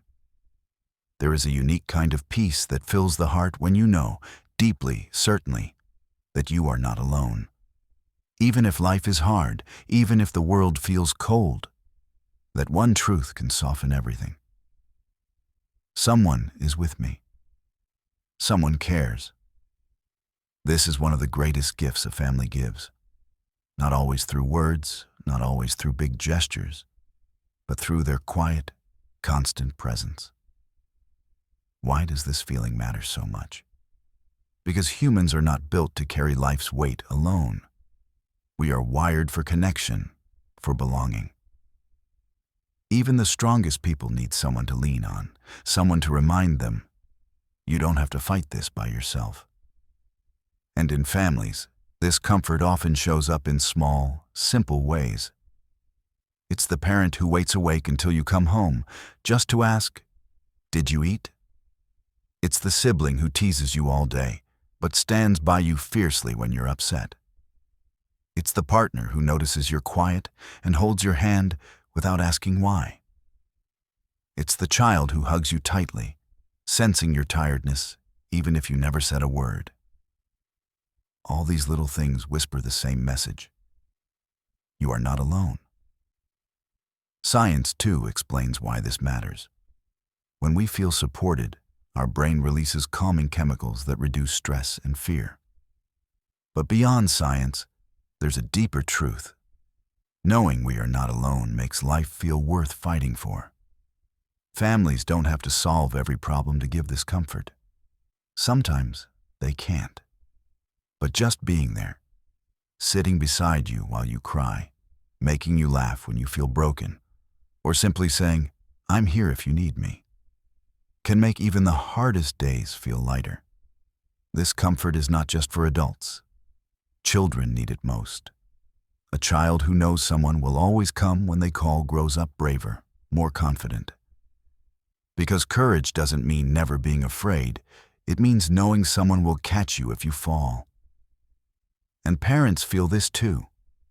When children, even in their own small ways, show care, bringing water, sitting quietly near them, or just smiling, it reminds parents that love flows both ways, that they too are not alone in their journey. Sometimes, this comfort shows up even without physical presence. A call from a faraway family member, a message that says, "I was thinking of you," can feel like a warm blanket around the heart. Close your eyes for a moment. Think of someone who makes you feel this way. Someone whose presence, or even just their voice, reminds you that you are cared for. Do you feel that soft relief? That gentle warmth in your chest? That is the magic of knowing you are not alone. It gives strength without demanding it, peace without needing explanation. And here is the quiet truth. You don't need to be perfect to give this gift to others. You just need to show up. A hand on the shoulder, a kind word, a shared cup of tea. These are simple acts, but they carry the weight of love. Families who give each other this comfort build bonds that storms cannot break. Because when someone knows, truly knows, that they are not alone, they can face anything life throws at them. Now, let's move on to the next chapter. How small acts of help create lifelong trust. Trust in a family is not built in grand gestures. It grows quietly, slowly, through small acts of help offered day after day. A glass of water placed near you without asking. A door held open when your hands are full. A soft, "Do you need anything?" spoken when you're too tired to move. These little things may seem ordinary, but they are the seeds of trust. Seeds that grow into strong, unshakable bonds over time. Why do small acts matter so much? Because they show care without conditions. They whisper, "I notice you. I care about your comfort. You can count on me, even for little things." And when someone proves reliable in the small things, you begin to trust them with the big ones too. Families that help each other in these quiet ways build a rhythm of love. The mother who remembers your favorite food even when busy. The father who fixes something broken before you ask. The sibling who carries your bag without being told. The child who puts a blanket on you when you fall asleep on the couch. Each of these tiny moments says, "You are safe with me. You are cared for here." Science explains this as well. Acts of kindness release oxytocin, often called the bonding hormone, in both the giver and receiver. It creates warmth, happiness, and connection. And when repeated, these acts strengthen emotional security. Trust becomes natural, not forced. But beyond biology, small acts of help create a sense of predictability, which builds deeper trust. When you know someone will help you even in simple things, you feel safe sharing bigger worries, asking for support during tough times, and being vulnerable. And help does not always have to be physical. It can be emotional too. Listening when someone talks, encouraging them when they doubt themselves, offering a soft smile across the room when they look tired. These quiet gestures are sometimes more healing than any big solution. Children, too, learn trust through these acts. When parents consistently respond to their needs, even small ones, children grow up believing the world can be safe, people can be kind. And as they grow, they mirror this behavior, helping others naturally, without being asked. Small acts of help also teach love without words. Sometimes families don't say, "I love you" often, but love is present in these small, consistent actions. A repaired toy, a meal saved, a phone call to check in. Each one is an unspoken, "I care." Close your eyes for a moment. Think of the smallest things someone in your family does for you regularly. Maybe it's waking you up gently. Maybe it's checking if you've eaten. Maybe it's quietly finishing a chore so you can rest. Notice how loved you feel when you think of it. Because love, in families, rarely shouts. It whispers, again and again, in tiny ways. And here's the quiet truth. Trust is not built in a single dramatic moment. It is built in 1,000 little ones.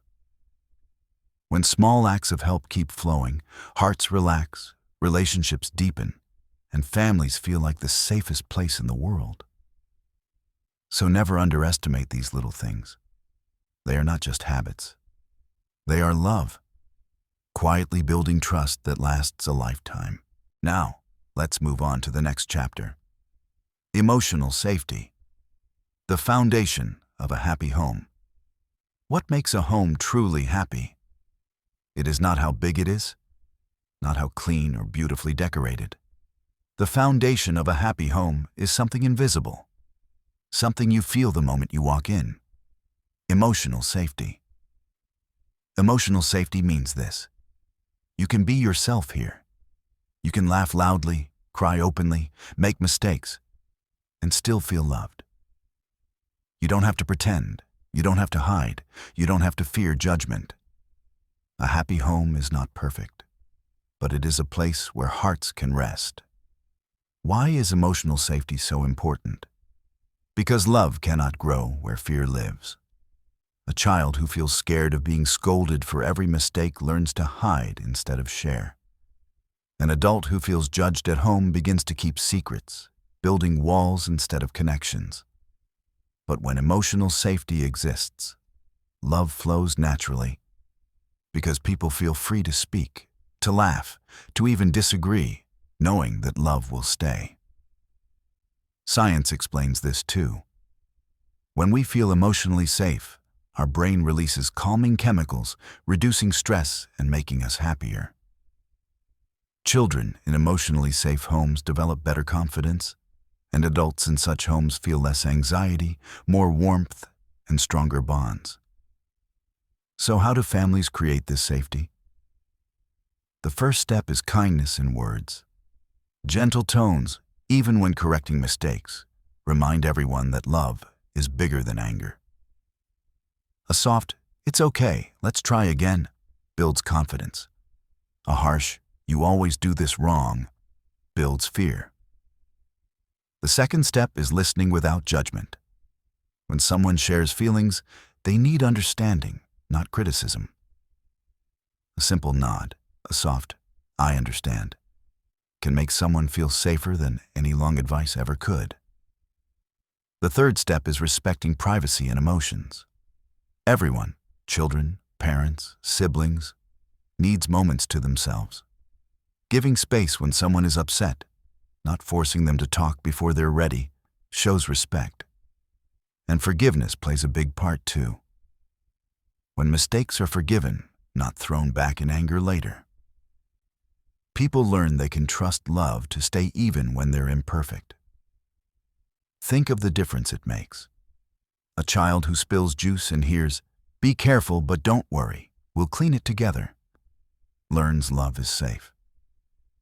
A partner who forgets something important and hears, "I was upset, but I know you didn't mean to," feels closer instead of distant. Close your eyes for a moment. Think of a place or a moment where you felt completely safe emotionally. Maybe sitting beside a family member who didn't need explanations. Maybe crying on someone's shoulder without being told to stop crying. Do you remember how peaceful that felt? That is the kind of peace a happy home gives every day. And here's the gentle truth. Emotional safety is not built overnight. It is created slowly through patience, kindness, and trust, repeated in small ways, again and again. A home with emotional safety may still have arguments, mistakes, and tears, but after every hard moment, there is also forgiveness, laughter, and love, waiting quietly to hold everyone together. Because a truly happy home is not the one where nothing goes wrong. It is the one where, no matter what goes wrong, you know you are still loved, still safe, still accepted. Now let's move on to the next chapter. The forgotten art of saying thank you at home. Thank you. Two simple words. We say them to strangers, to colleagues, even to shopkeepers. But strangely, we often forget to say them at home, to the very people who love us the most. Why? Maybe because family love feels so natural, so constant, that we take it for granted. We assume they already know we are grateful. And yes, maybe they do know. But hearing it, softly spoken, can warm the heart in ways silence never can. Gratitude at home is not just politeness. It is love made visible. When you say thank you to a family member, you're saying, "I see what you do for me. I don't take you for granted. You matter." Think of all the little things family members do every day. A parent waking up early to cook breakfast.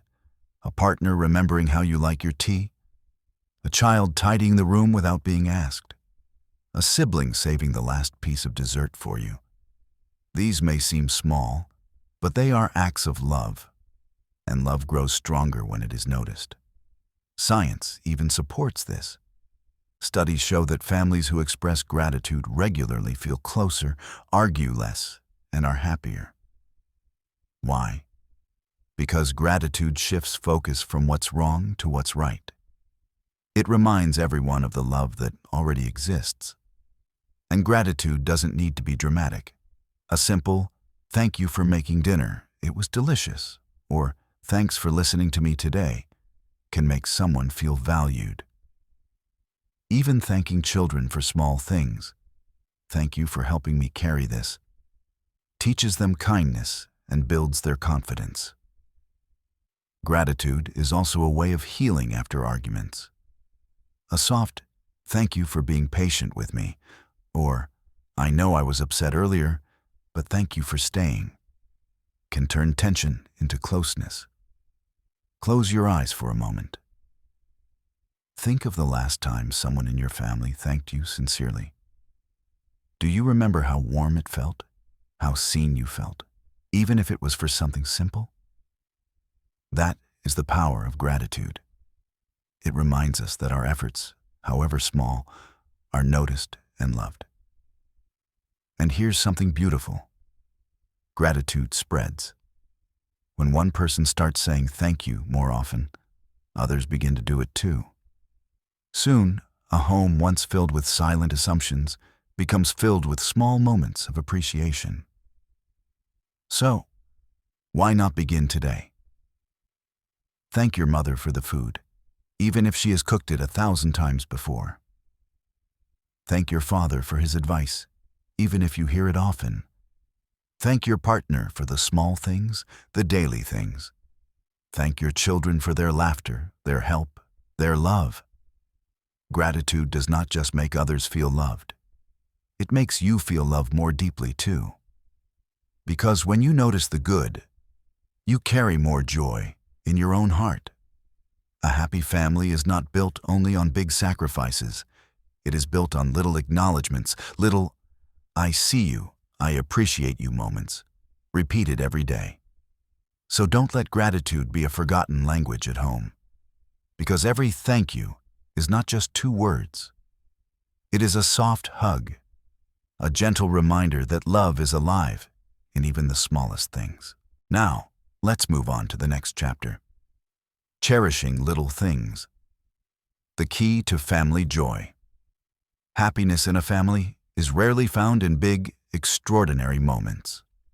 It lives in the little things, the everyday gestures, the tiny routines, the simple joys that seem so ordinary, we barely notice them. But here is the secret. Families that learn to cherish these little things are often the happiest. Think about it. A cup of tea shared after a long day. A child's giggle filling the room. A partner fixing something quietly without being asked. A parent patting your back as you walk by. These things seem small, but they are the threads that weave family love together. Why do little things matter so much?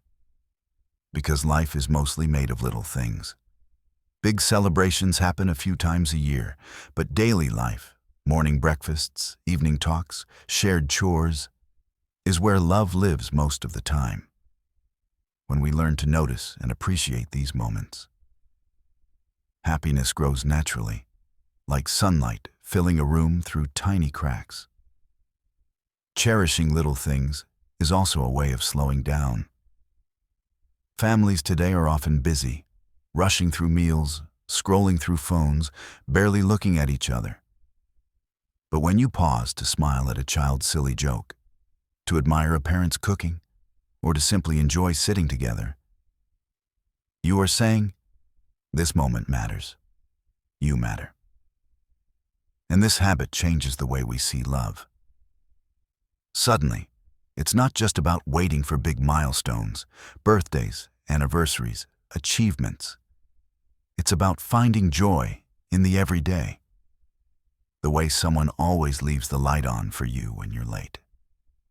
The way everyone laughs at the same silly memory again and again. The way quiet evenings feel safe simply because you're all under the same roof. Science supports this too. Studies show that families who regularly express appreciation for small acts, saying thank you, smiling at each other, noticing kindness, report higher levels of happiness and emotional closeness. Cherishing little things also creates stronger memories. Years later, you may not clearly remember every big event, but you will remember how it felt to drink hot soup together on a rainy day, or how your mother hummed while cooking, or how your siblings shared a secret with you under the blanket. These tiny moments are what we miss most when they're gone.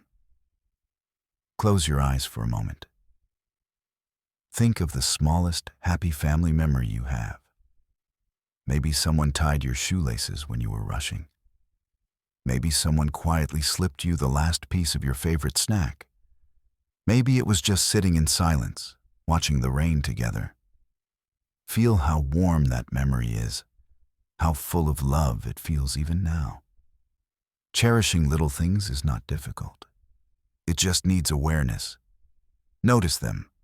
Smile at them. Say a quiet thank you for them, even if only in your mind. Because when you start to look for love in daily life, you realize it's everywhere, waiting for you to notice. A happy family is not built in a single grand gesture. It is built in thousands of little ones, stacked gently on top of each other, day after day.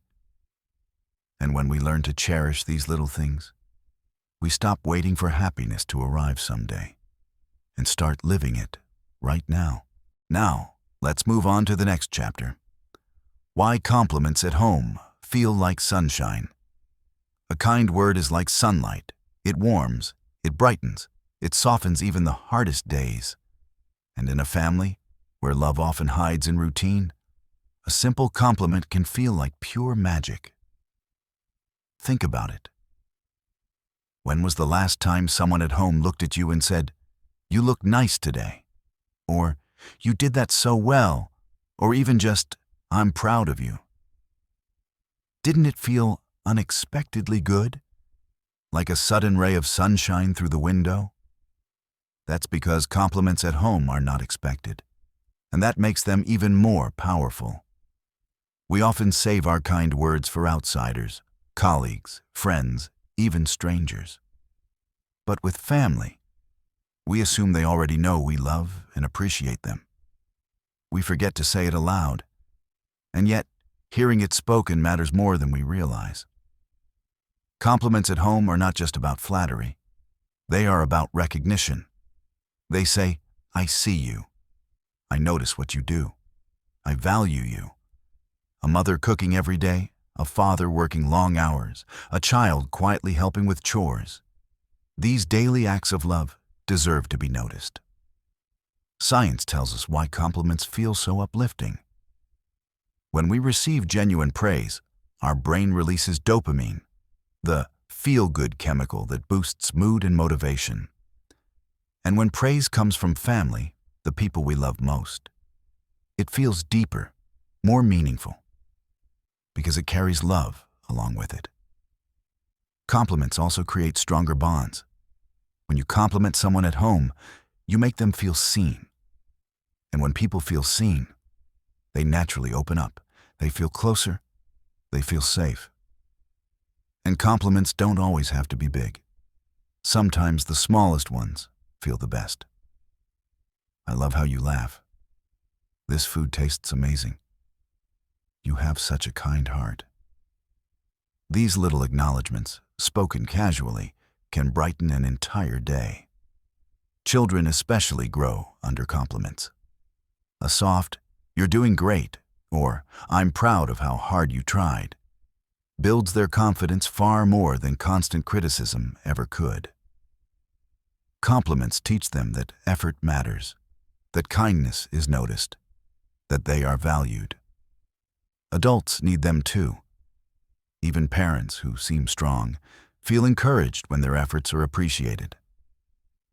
A simple, "Thank you for always taking care of us," can mean more to them than any expensive gift. Close your eyes for a moment. Think of the last time someone in your family genuinely praised you. Maybe it was for something small, your cooking, your hard work, your patience. Do you remember how it felt?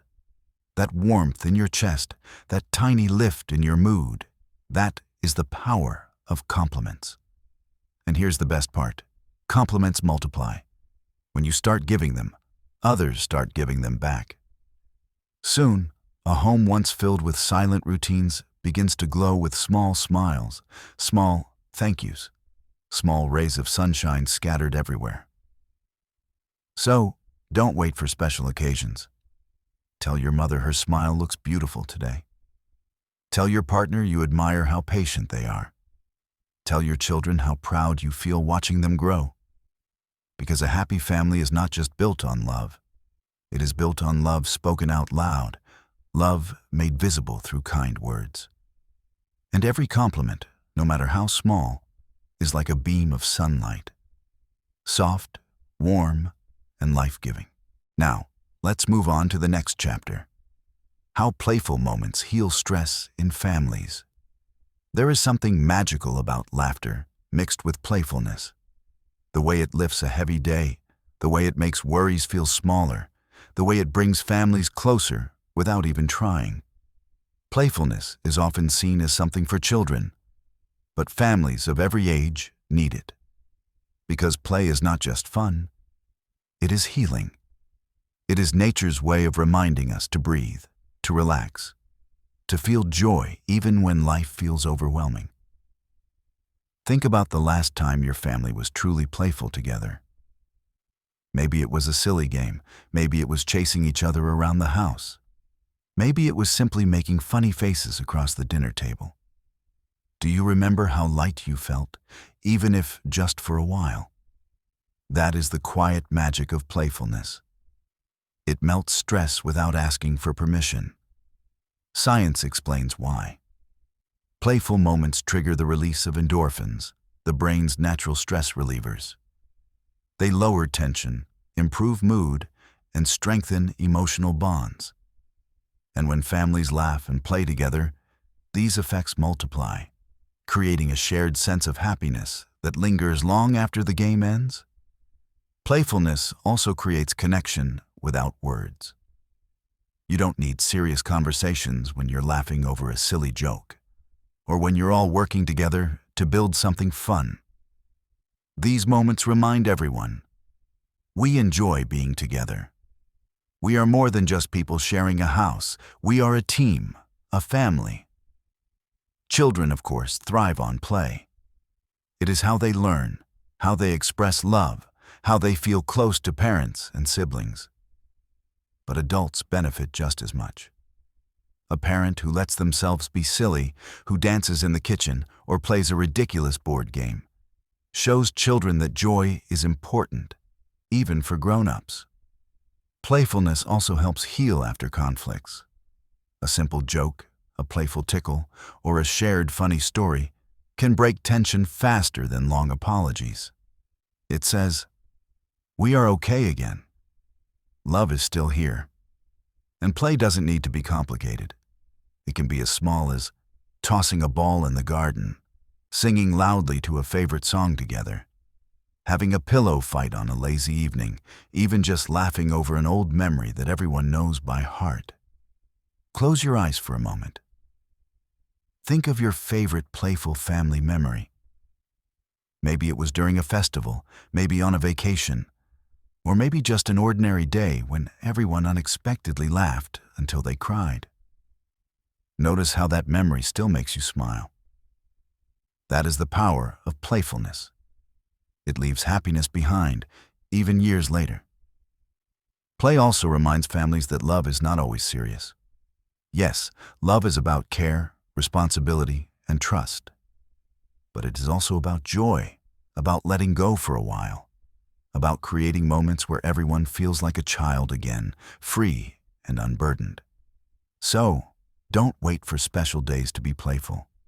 Tell a silly joke at dinner. Challenge your family to a game, even if you're not very good at it. Dance in the living room, even if you feel awkward.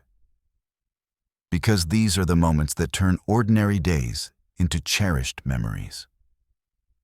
A happy family is not just one that works together, supports each other, or forgives. It is also one that knows how to laugh, to play, to forget the weight of the world for a while. Because in those moments of play, stress melts away and love feels light, bright, and wonderfully alive. Now, let's move on to the next chapter. Storytelling nights. The oldest bonding ritual. Long before books, before screens, before bedtime lullabies recorded on phones, families told stories.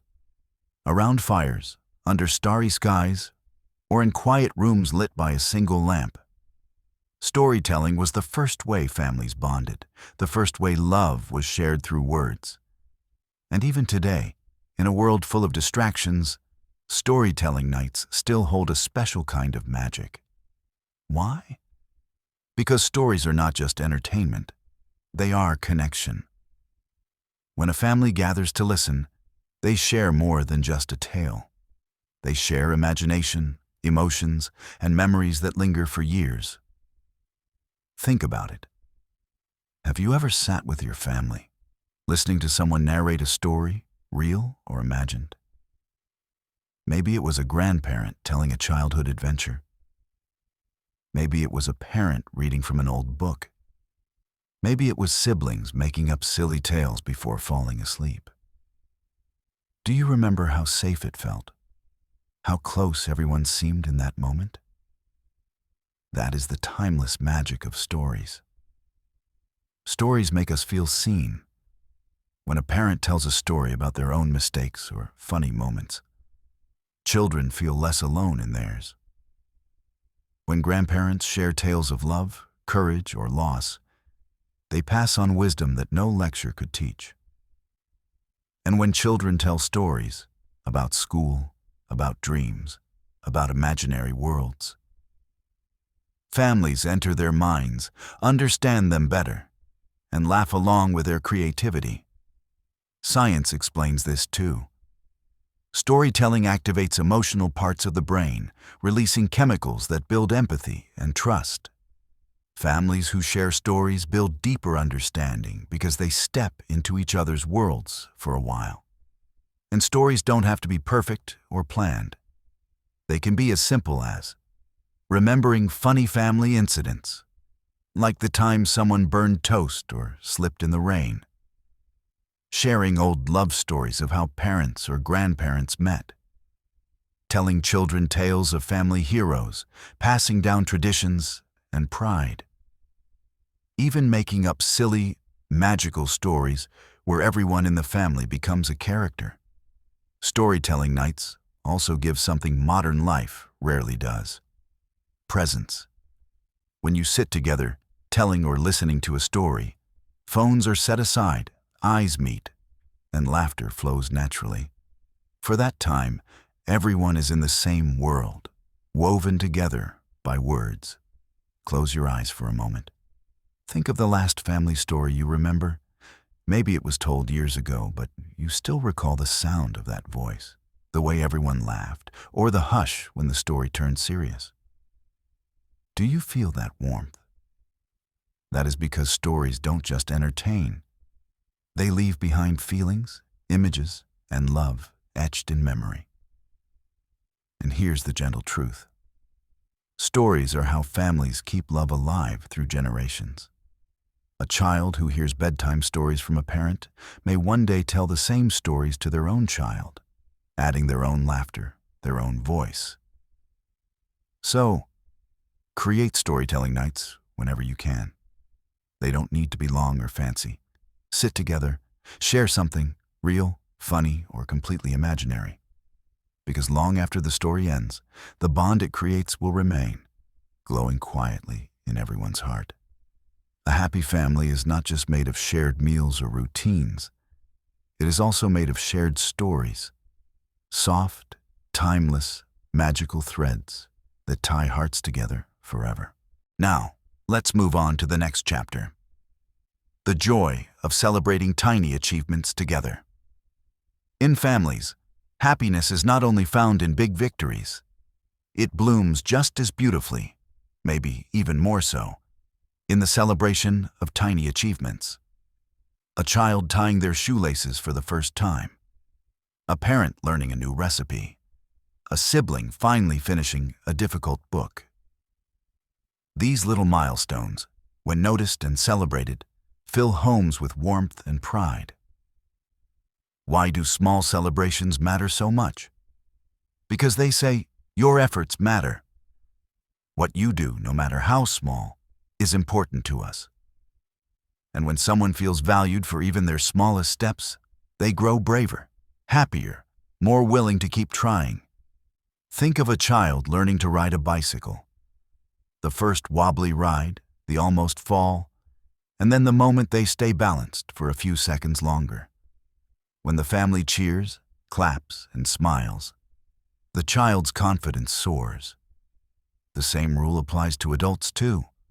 A simple, "Great job fixing that," or "I'm so proud you tried this," can brighten someone's whole day. Science explains why. Celebrating even small successes releases dopamine, the brain's reward chemical. This not only makes us feel happy, but it motivates us to keep improving. When families make a habit of celebrating tiny achievements, they create an atmosphere of encouragement, where effort is as valued as success. And celebrations don't have to be big or expensive. They can be as simple as clapping, smiling, or saying, "Well done." They can be playful, a little dance in the kitchen when something goes right, or a high five after finishing chores together. Sometimes, just a warm hug can be a celebration in itself. These tiny celebrations also teach children an important lesson. Joy does not wait for perfection. A child who is praised for trying, not just winning, learns that mistakes are part of learning. They grow up believing that effort is valuable, and they carry that confidence into adulthood. And adults, too, need this same gentle reminder. Parents often work quietly, sacrificing in ways no one sees. When children or partners say, "Thank you for all you do, you're amazing," it feels like sunshine after a long day. Even siblings who tease each other endlessly feel closer when they say, "You did great today," with genuine pride. Close your eyes for a moment. Think of the smallest thing you achieved recently that someone noticed. Maybe they smiled, maybe they clapped, maybe they just said, "I'm proud of you." Do you remember how light you felt in that moment? That is the power of tiny celebrations. They make love visible. They turn ordinary days into happy memories. And here's something wonderful. Celebrating together also strengthens bonds. When a family shares joy in small achievements, they create a habit of cheering for each other, not competing. Every success, no matter how small, feels like a shared victory. So, don't wait for big milestones to express pride. Celebrate the first attempt, the small progress, the little wins. Smile when your child finishes their homework early. Clap when your partner fixes something in the house. Say, "That's awesome," when your sibling learns something new. Because in families, joy grows not just in grand celebrations, but in 1,000 tiny ones, scattered gently across ordinary days.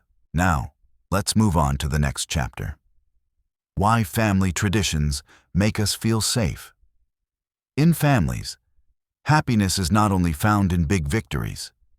It blooms just as beautifully, maybe even more so, in the celebration of tiny achievements.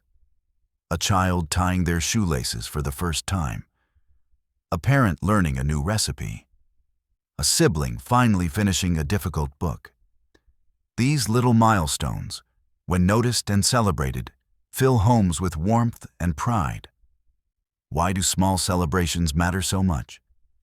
Because they say, your efforts matter. What you do, no matter how small, is important to us. And when someone feels valued for even their smallest steps, they grow braver, happier, more willing to keep trying. Think of a child learning to ride a bicycle. The first wobbly ride, the almost fall, and then the moment they stay balanced for a few seconds longer. When the family cheers, claps, and smiles, the child's confidence soars. The same rule applies to adults too. A simple, "Great job fixing that," or "I'm so proud you tried this," can brighten someone's whole day. Science explains why. Celebrating even small successes releases dopamine, the brain's reward chemical. This not only makes us feel happy, but it motivates us to keep improving. When families make a habit of celebrating tiny achievements, they create an atmosphere of encouragement, where effort is as valued as success. And celebrations don't have to be big or expensive. They can be as simple as clapping, smiling, or saying, "Well done." They can be playful, a little dance in the kitchen when something goes right, or a high five after finishing chores together. Sometimes, just a warm hug can be a celebration in itself. These tiny celebrations also teach children an important lesson. Joy does not wait for perfection. A child who is praised for trying, not just winning, learns that mistakes are part of learning. They grow up believing that effort is valuable, and they carry that confidence into adulthood. And adults, too, need this same gentle reminder. Parents often work quietly, sacrificing in ways no one sees. When children or partners say, "Thank you for all you do, you're amazing," it feels like sunshine after a long day. Even siblings who tease each other endlessly feel closer when they say, "You did great today," with genuine pride. Close your eyes for a moment. Think of the smallest thing you achieved recently that someone noticed. Maybe they smiled, maybe they clapped, maybe they just said, "I'm proud of you." Do you remember how light you felt in that moment? That is the power of tiny celebrations. They make love visible. They turn ordinary days into happy memories. And here's something wonderful. Celebrating together also strengthens bonds. When a family shares joy in small achievements, they create a habit of cheering for each other, not competing. Every success, no matter how small, feels like a shared victory. So don't wait for big milestones to express pride. Celebrate the first attempt, the small progress, the little wins. Smile when your child finishes their homework early. Clap when your partner fixes something in the house. Say, "That's awesome," when your sibling learns something new. Because in families, joy grows not just in grand celebrations, but in 1,000 tiny ones, scattered gently across ordinary days. Now, let's move on to the next chapter. The power of remembering. Happy memories. Memories are like soft pillows for the heart, especially happy ones. They hold you gently, letting you rest for a while, even when life feels heavy. There's a quiet power in sitting still and letting happy memories return. The time you laughed so hard with your family that tears rolled down your face. The smell of a favorite dish cooking on a festival morning. The sound of your parents talking late into the night while you pretended to sleep. These moments may be gone, but they live forever inside you, ready to comfort you when you need them most. Why do happy memories feel so healing? Because they remind you that you have known love before, and you will feel it again. Even on the hardest days, they whisper, "Not every day is dark. There were warm days, and there will be more." Science explains this beautifully. When you recall a happy memory, your brain releases serotonin and dopamine, the same chemicals that lift your mood when you experience joy in real life. Your body relaxes, your heart softens, and for a moment, it feels as if you are living that happiness again. But beyond science, there is something spiritual about it too. Happy memories are proof that love leaves a mark deeper than time. Even people who are no longer with us live on through the moments they gave us. The way your grandmother smiled while serving food. The way your father cheered for you during a school event. The way your siblings shared secrets with you in whispers. These memories keep love alive long after the moment has passed. And families are the greatest creators of these memories. Because family love is often built not in extraordinary events, but in ordinary, everyday moments that unexpectedly become precious later. A simple breakfast where everyone laughed at something silly. A lazy Sunday spent doing nothing but talking. A long car ride where music played softly and everyone hummed along. Close your eyes for a moment. What happy memory from your family comes to you first? Is it a festival filled with bright lights? A quiet night where you felt safe in someone's arms? A childhood evening where you played until the stars came out? Feel how warm it is, even now. That warmth is love, stored carefully in your heart, ready to comfort you anytime you call it back. And here's something gentle to remember. Happy memories grow when you notice them while they're happening. Sometimes we rush through life, only realizing later how precious a moment was. But if you pause, look around the dinner table, smile at the laughter, feel the warmth of hands passing food, you can store those moments more deeply, like treasures to revisit later. Families can even create little rituals to keep happy memories alive. Sharing old stories on weekends, looking through old photos together, or simply talking about funny past events. Every time you retell these moments, they grow brighter in your mind, comforting you over and over again. The power of happy memories is this. They remind you that life is not just made of struggles. It is also made of laughter, love, and soft moments that stay with you forever. So, whenever life feels heavy, close your eyes and return to those moments. Because sometimes, happiness is not about creating something new. It's about remembering the love that's already been there, waiting for you in your own heart. Now, let's move on to the next chapter. Old photos, old songs, and the comfort of nostalgia. There is a special kind of magic in nostalgia. The way an old photo makes you pause. The way a familiar song instantly takes you back to another time.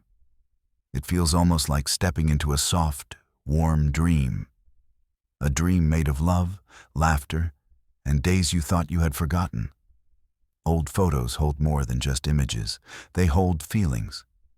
A picture of a family picnic brings back not just faces, but the smell of grass, the sound of laughter, the taste of shared food.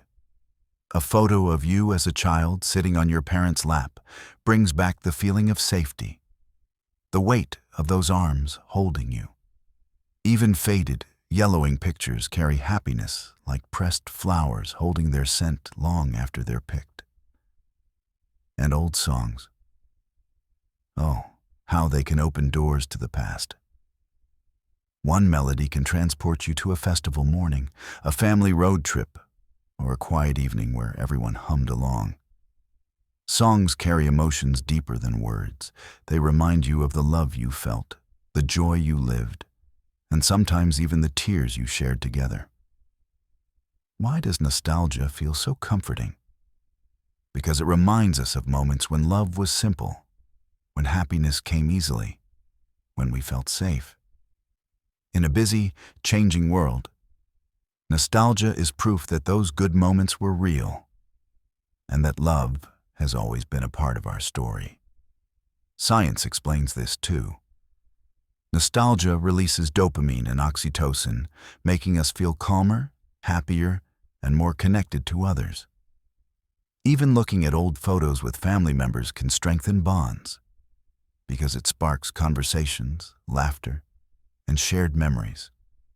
Families often keep boxes of these treasures, albums, letters, old toys, or favorite songs played again and again. And every time you look through them together, it's like stitching love back into the present. Close your eyes for a moment. Think of an old photo you love. Whose smile does it hold? What story hides behind it? Do you feel the warmth, the joy, the love of that moment filling you again? That is the power of nostalgia. It makes love timeless. Families can turn nostalgia into a beautiful ritual, looking through old albums on weekends, playing songs that grandparents loved, retelling stories behind each picture. This was the day we all got caught in the rain, or this was the summer you wouldn't stop laughing. Every retelling keeps those moments alive, like lighting a candle to guide love back into the room. Nostalgia also teaches gratitude. When you look at those old days, you realize how many happy moments you've already lived, how much love you've already received. And it reminds you to create new memories now, so that one day today will also feel nostalgic and warm. The comfort of nostalgia is this. It gives you a home inside your heart, a place you can visit anytime. Because no matter how much life changes, old photos and old songs are proof that love has been here all along, and it will always be here, waiting for you. Now, let's move on to the next chapter. How families inspire each other to grow. Families are not just where we feel safe, they are also where we learn to grow. The quiet encouragement, the gentle pushes, the belief in us even when we doubt ourselves. These are the invisible forces that shape who we become. Growth does not always come from grand advice. Sometimes it comes from simply watching the people we love. A child sees a parent working hard every day and learns dedication. A partner watches the other try something new and feels brave enough to do the same. Even siblings inspire each other silently, competing playfully, cheering secretly, pushing one another to dream bigger. Why does family inspire us so deeply? Because in a family, love makes growth feel safe. When someone believes in you completely, you start to believe in yourself. When someone says, "I know you can do this," it feels different than hearing it from anyone else. It feels real because it comes from people who know you best. And inspiration in families doesn't always look like serious speeches. It hides in daily actions. A parent saving money patiently for years teaches the value of persistence. A sibling learning from mistakes teaches resilience. A grandmother planting seeds every season teaches hope without saying a word. Science explains this too. When we are surrounded by people who encourage us, our brain builds stronger confidence pathways. Encouragement from loved ones increases motivation far more than external rewards, because it activates feelings of love, pride, and belonging all at once. Close your eyes for a moment. Think of someone in your family who inspires you. Maybe they never gave you advice, but their way of living taught you something important. Kindness, strength, patience, or courage.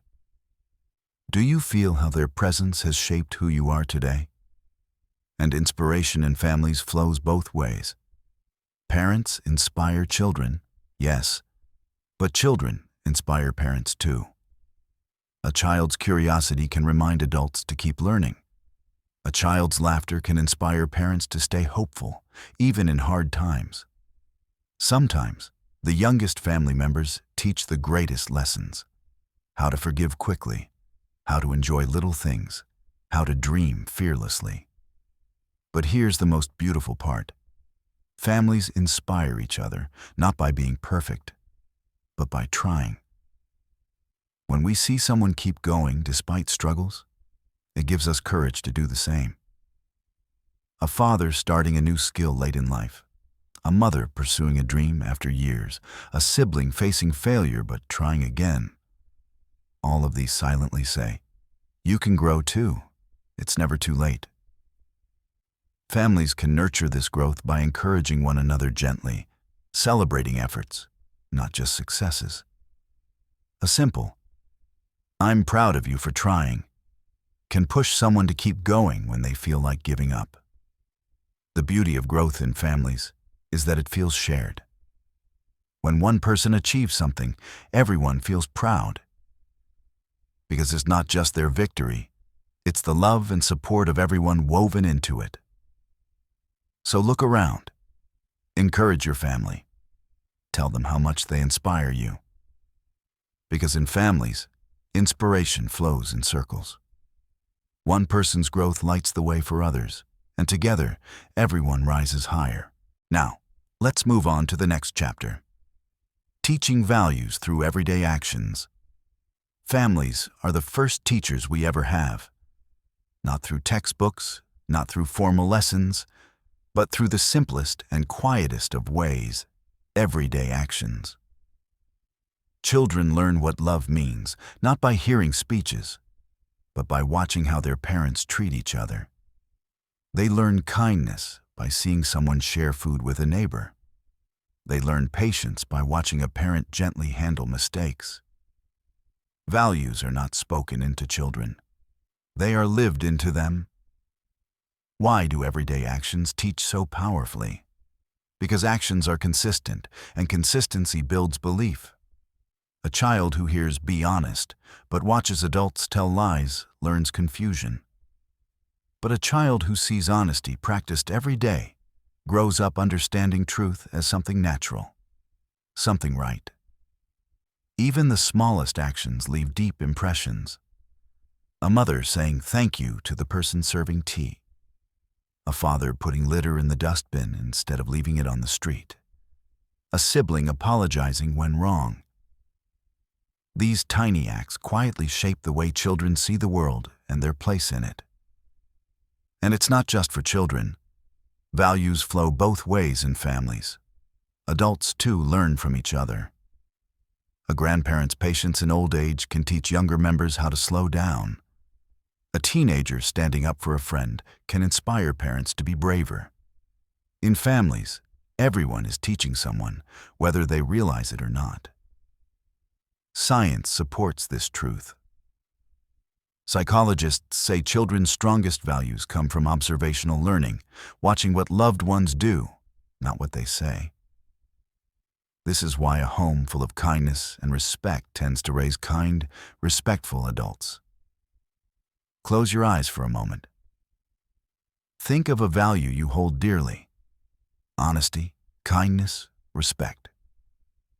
Where did you first learn it? Chances are you learned it at home, not from lectures, but from watching someone live it every day. Teaching values through actions doesn't need grand gestures. It's in the way we speak to shopkeepers politely. It's in how we handle anger without shouting. It's in how we talk about others when they're not around.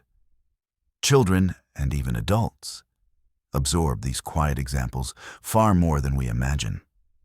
One of the most powerful ways families teach values is through how they handle mistakes. When a parent apologizes to a child after being unfair, it teaches humility. When siblings forgive each other quickly, it teaches compassion. When adults admit they are wrong, it teaches courage. Families can also strengthen values by talking about them after daily events. Sharing stories at dinner about someone helping another. Praising acts of honesty or kindness within the family. These little conversations reinforce what actions already show. But here's the gentle truth. No one is perfect. Families sometimes fail to live by the values they want to teach. And that's okay. Because even admitting mistakes teaches something important. That learning is lifelong. That trying again is part of being good. The most valuable lessons children and adults ever learn are not in big speeches, but in ordinary days, repeated hundreds of times. Because in families, love itself is the greatest teacher. And every action, big or small, is a quiet lesson written on the hearts of those watching. Now, Let's move on to the next chapter. Why apologizing as adults teaches kids courage. Apologizing is often seen as a sign of weakness, but in families, it is one of the greatest acts of strength. Especially when adults apologize, it teaches children a lesson far more powerful than any lecture ever could. Why? Because children learn by watching, not just by listening. When they see a parent, a grandparent, or an elder sibling say, "I'm sorry, I was wrong," they learn that courage is not about being perfect. It's about admitting mistakes with honesty and love. Many adults hesitate to apologize to children, fearing it will make them seem less authoritative. But the truth is the opposite. Apologizing earns respect, not loses it. It tells children, even grown-ups make mistakes, and it's okay to own them. This gives them permission to be human too, to try, to fail, and to make things right when they do wrong. Apologizing as an adult also teaches humility. Children see that love is not about ego, but about kindness. When a parent says, "I shouldn't have raised my voice, I'm sorry," it softens anger, heals hearts, and teaches children that relationships matter more than pride. Science confirms this. Psychologists say children who grow up in homes where adults admit mistakes develop healthier emotional intelligence. They learn empathy because they see it practiced. They learn self-confidence because they know making mistakes doesn't mean losing love. Close your eyes for a moment. Think of a time an adult in your family apologized to you. Maybe it was for scolding you unfairly or for forgetting something important. Do you remember how it felt? That warmth, that relief, that sudden closeness. That single apology may have taught you more about love than 100 rules ever could. Apologizing also repairs bonds faster. Arguments in families are inevitable. But when an adult takes the first step and says, "I'm sorry," children learn that love is more important than being right.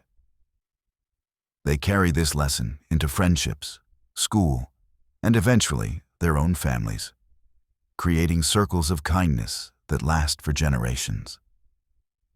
And it's not just for children. When adults apologize to other adults in the family, children quietly watch and learn. A father apologizing to a mother after an argument. A grandparent saying, "I misunderstood you. Forgive me."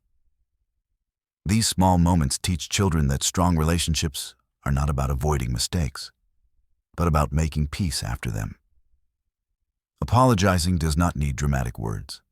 Even a gentle, "I was wrong and I'll do better next time," is enough. What matters is sincerity, the heart behind the words. And here's the quiet beauty. Apologizing as an adult doesn't just teach courage. It builds deeper trust. When children see that love doesn't disappear after mistakes, they feel safer sharing their own failures, knowing they won't be judged harshly.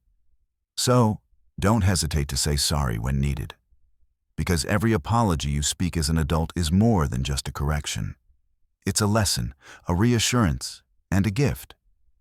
A family where apologies flow easily is a family where love flows easily too. Because love is not about never hurting each other. It's about always coming back, softer, humbler, and stronger than before. Now, let's move on to the next chapter. The role of kind words in keeping homes peaceful. Homes are not made peaceful by silence or by perfection. They are made peaceful by the words spoken within them. Soft, kind, and thoughtful words that calm hearts instead of hurting them. Words are powerful. They can build trust or break it. They can heal wounds or deepen them. And in families, where love is strongest, words carry the greatest weight. A single harsh word spoken in anger can echo for days, but a single kind word can turn an entire day warm and bright. Why are kind words so important at home? because family is where we let down our guard. We are tired, emotional, sometimes careless, and that makes us more sensitive to what our loved ones say. A stranger's rude comment might be forgotten quickly, but a sharp word from someone at home can leave a deep scar. Kind words, on the other hand, make a home feel safe. A simple, "Thank you for helping," or "I know you tried your best," can make someone feel valued. A soft, "It's okay, we'll fix it together," can turn mistakes into moments of closeness. Science shows that families who use kind, encouraging words have fewer conflicts and stronger bonds. Kind words reduce stress hormones, creating a calmer environment where love flows more freely. Kindness in speech does not mean avoiding all disagreements. It means choosing gentle words even when you disagree. Saying, "I feel upset about this," instead of, "You always do this wrong," keeps love alive, even in difficult conversations. Close your eyes for a moment. Think of the last time someone at home spoke kindly to you. Maybe they said, "You look tired, rest for a while," or "I'm proud of you," or simply, "I love you." Do you remember how that moment felt? How it softened your heart instantly? Kind words also teach children how to express love. When they grow up hearing encouragement and appreciation, they learn to speak the same way. They learn that kindness is strength, not weakness, and they carry that habit into their own friendships, schools, and future families. And kind words do not always have to be spoken. Sometimes they are whispered in the tone of your voice. The way you call someone's name gently. The way you say, "Come eat," with warmth instead of irritation. These small changes in tone can transform the entire feeling of a home. But here's something important. Kind words should be spoken daily, not just on special occasions. We often save our politeness for outsiders, forgetting that the people who love us most deserve it more. A home where "please," "thank you," and "I appreciate you" are spoken often feels peaceful, not because it has no problems, but because love is spoken aloud every day. Kind words are like soft cushions. They don't stop life's bumps, but they make them easier to handle. When a family builds this habit, even arguments end quicker, because everyone feels loved, even in disagreement. So, choose your words with care. Speak gently, even when tired. Praise efforts, not just results. Say thank you, even for small things. Because every kind word is like planting a flower in your home. Tiny, maybe unnoticed at first, but over time, filling the whole house with peace and warmth. Now, let's move on to the next chapter. Why a calm home feels like a sanctuary. There is a special kind of peace that only a calm home can give. It doesn't need to be big, fancy, or perfectly arranged, just calm. A place where voices are soft, where love feels steady, and where you can breathe without worry. That kind of home feels like a sanctuary, a safe shelter from the noise of the world. Why does calmness at home feel so healing? Because life outside is often loud and rushed. Work, school, traffic, constant notifications. Everywhere, the world demands attention and energy. But a calm home says, "You can rest here. You are safe here." That sense of safety is not just physical, it is emotional. A calm home doesn't mean a home without problems. Every family has struggles, arguments, and busy days. But calmness comes from how those moments are handled, with patience, kindness, and understanding instead of anger or chaos. Think about it. When you return home tired, what do you crave most? Not luxury, not grand gestures, but peace. A soft welcome, a warm meal, the quiet hum of familiar voices. These things soothe the heart more than anything else. Science supports this too. When we live in calm, supportive environments, our stress hormones drop, our breathing slows, and our minds recover faster from daily pressures. Children in calm homes develop better focus and emotional stability because they feel safe enough to explore and learn. But what creates this calmness? It begins with tone. Even during disagreements, keeping voices steady and soft makes a big difference. Children especially feel calmer when adults speak gently because they sense safety in tone before they understand words. Calmness also comes from routine. Simple daily rituals, sharing meals, reading together, or even sitting quietly in the evening, create a rhythm that feels reassuring. Predictable love feels safe, and kindness is the foundation of a calm home. Small acts, like asking, "How was your day?" with genuine interest or smiling at someone even when you're tired, keep the atmosphere soft and warm. Close your eyes for a moment.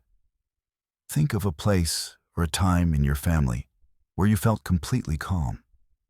Maybe it was sitting together during a quiet evening, or lying under a fan while everyone talked softly, or sharing tea in silence. Do you feel how peaceful that memory is? That is what makes a calm home feel sacred. It gives your heart a place to rest. Creating a calm home is not about silence alone. Laughter, playful noise, and even little arguments are part of family life. What matters is that love always returns quickly, smoothing over tension. And here's the beautiful thing. A calm home doesn't just comfort those who live in it. It changes them.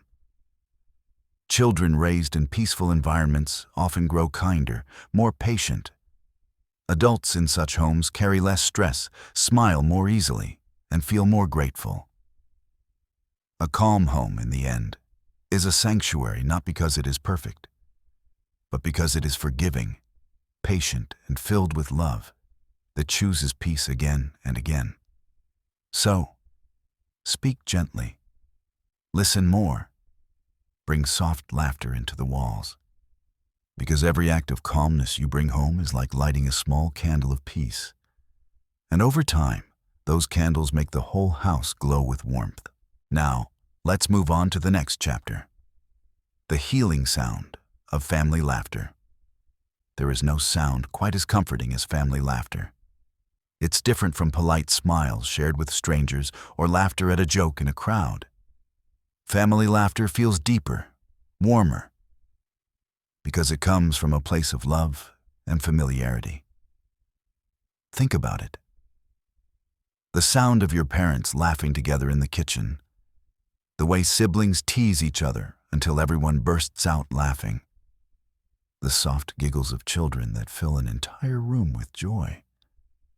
These moments may last only seconds, but their healing power lingers for hours, sometimes even years.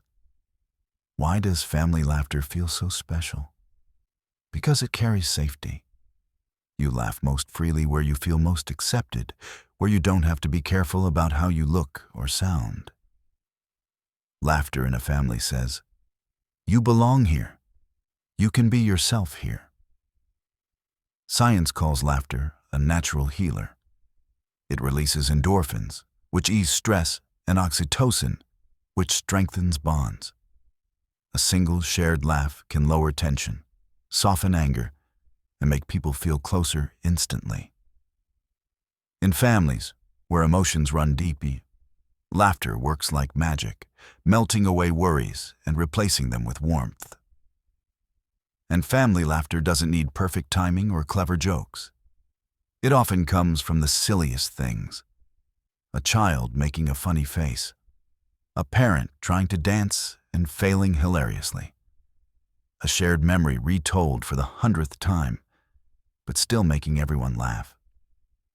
Sometimes, even accidents, like spilling water or saying something silly, turn into moments of pure joy when laughed about together.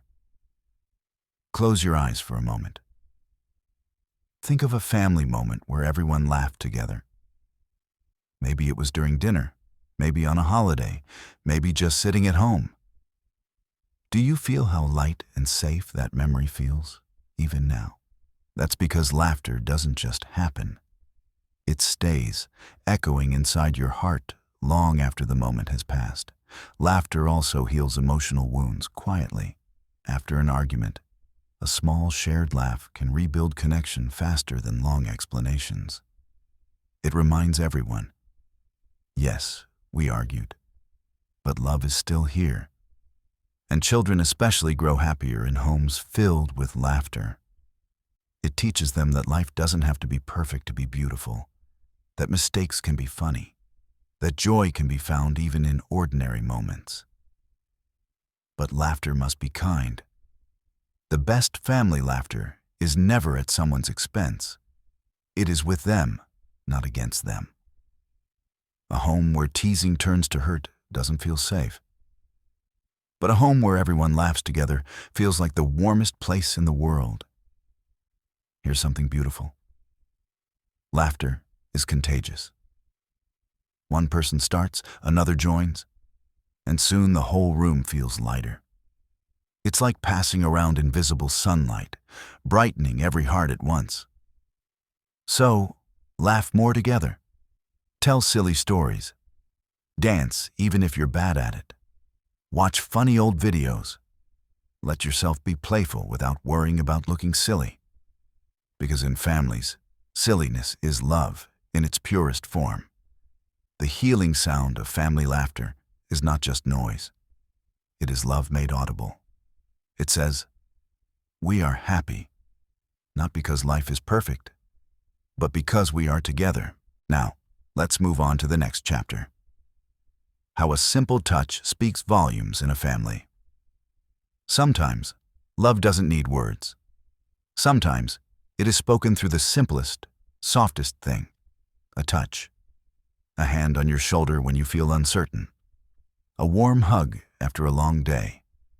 A child slipping their little hand into yours without saying a word. In families, these small gestures speak louder than 1,000 sentences. Why does a touch feel so powerful? Because touch is the first language of love we ever learn. Before we could talk, we felt safe because someone held us close. A parent's arms, a grandmother's gentle pat, a sibling's playful push. These touches told us, you are loved. You are safe. Science confirms what our hearts already know. A kind touch releases oxytocin, the bonding hormone, reducing stress and making us feel calmer and happier. Even a light pat on the back can lift someone's mood, reminding them they're not alone. And family touch is unique because it carries familiarity. A hug from a parent feels different from a hug from anyone else.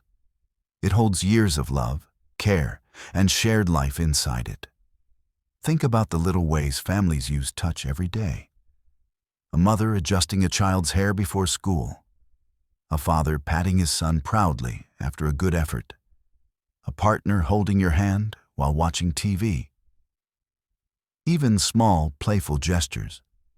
Tickling, ruffling hair, a quick squeeze of the hand, are silent ways of saying, I care about you.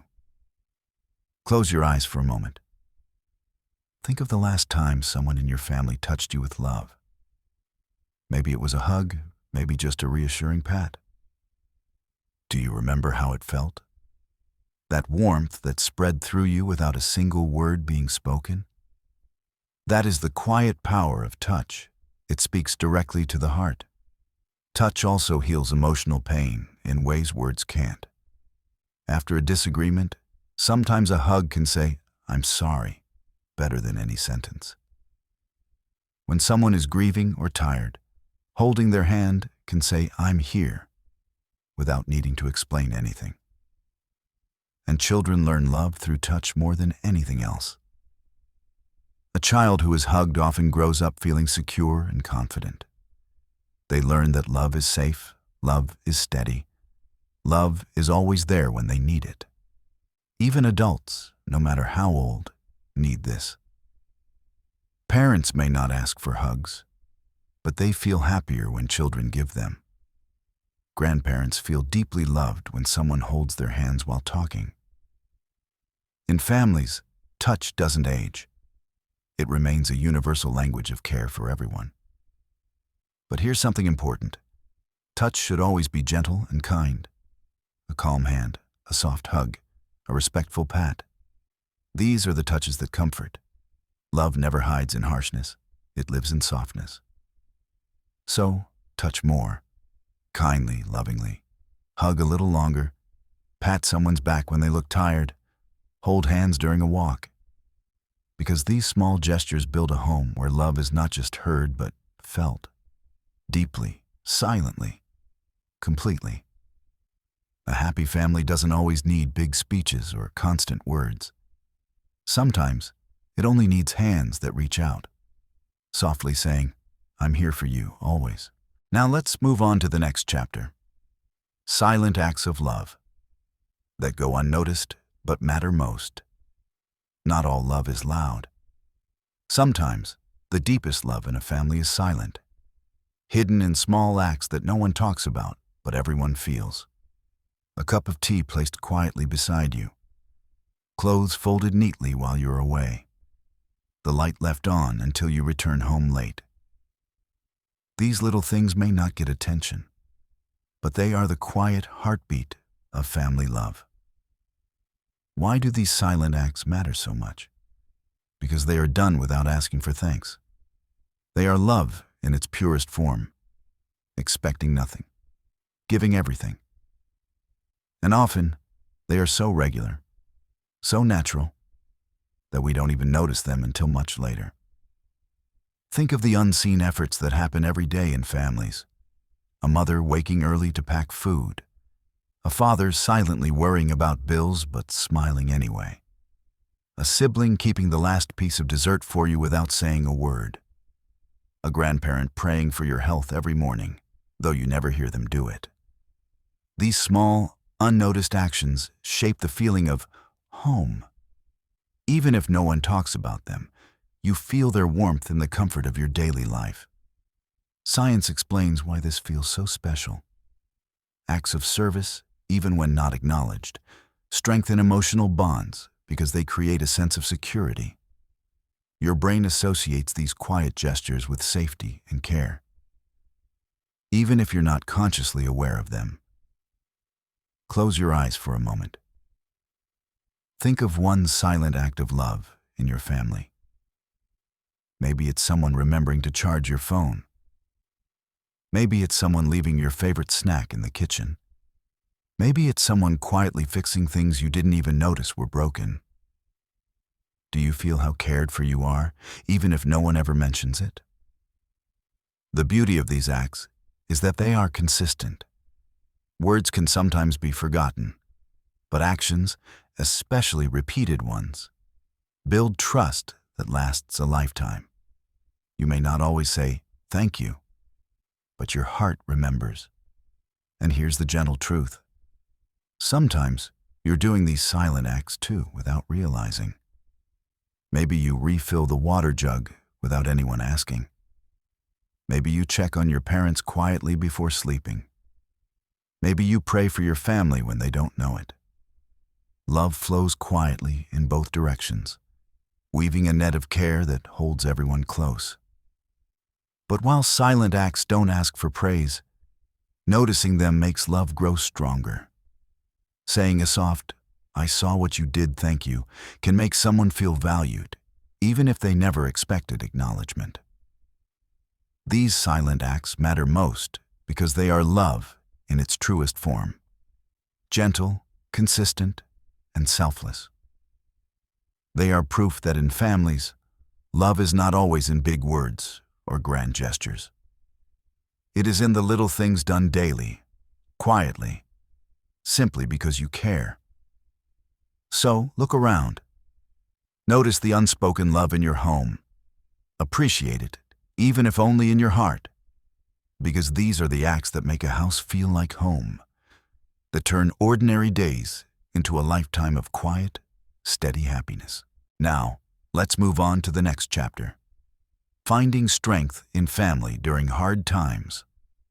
Hard times come to every life.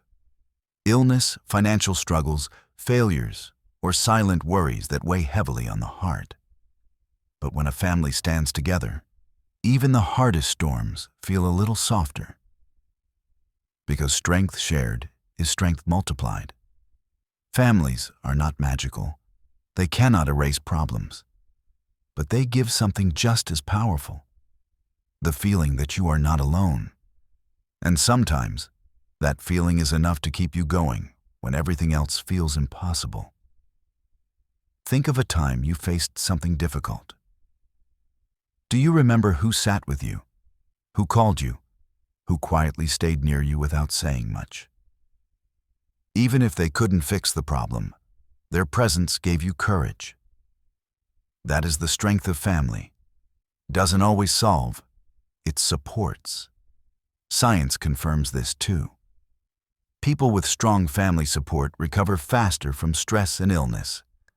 Just knowing someone cares releases calming chemicals in the brain, making us feel safer, stronger, more hopeful. And family strength shows up in different ways. In words, a simple, "We'll get through this together," can feel like a shield against fear. In actions, cooking your favorite food when you're upset, helping with chores so you can rest, or quietly handling responsibilities you can't manage right now. In presence, sometimes just sitting in silence beside someone is enough to say, "You are not facing this alone." Close your eyes for a moment. Think of one hard time in your life when your family was there for you. Maybe they didn't have solutions. Maybe they didn't even know what to say. But they stayed. Do you remember how much lighter that felt, just having them near? Families also teach resilience by how they handle hard times together. Children who grow up watching their parents face struggles with patience and hope learn to do the same. Even small gestures, laughing through difficulties, encouraging each other to keep trying, finding joy in little things despite problems, teach that life's storms don't last forever. And support flows both ways. Parents support children, yes, but children also give strength to parents, often in ways they don't realize. A child's smile, a soft hug, a little "don't worry, we'll be okay," can fill even the tiredest hearts with renewed courage. The most beautiful thing about family strength is that it is built quietly, long before hard times come. Every kind word, every shared laugh, every small act of love creates trust. And when difficulties arrive, that trust becomes the foundation everyone leans on. And here's a gentle truth. Sometimes, even when the problem doesn't go away, having your family stand by you changes how you feel about it. A burden carried together doesn't feel as heavy. Fear shared with someone who loves you doesn't feel as frightening. So, cherish the people who stand by you in tough times. And when others in your family face their own storms, be that strength for them. Even if you can't fix everything, your presence, your words, your love will remind them, "You are not alone. We will get through this together." Because in families, strength is not just in solving problems. It is in holding hands tightly, no matter how strong the wind blows. Now, let's move on to the next chapter. Learning patience through family challenges. Patience is not something we are born with. It is something life teaches us. And one of the greatest teachers of patience is family.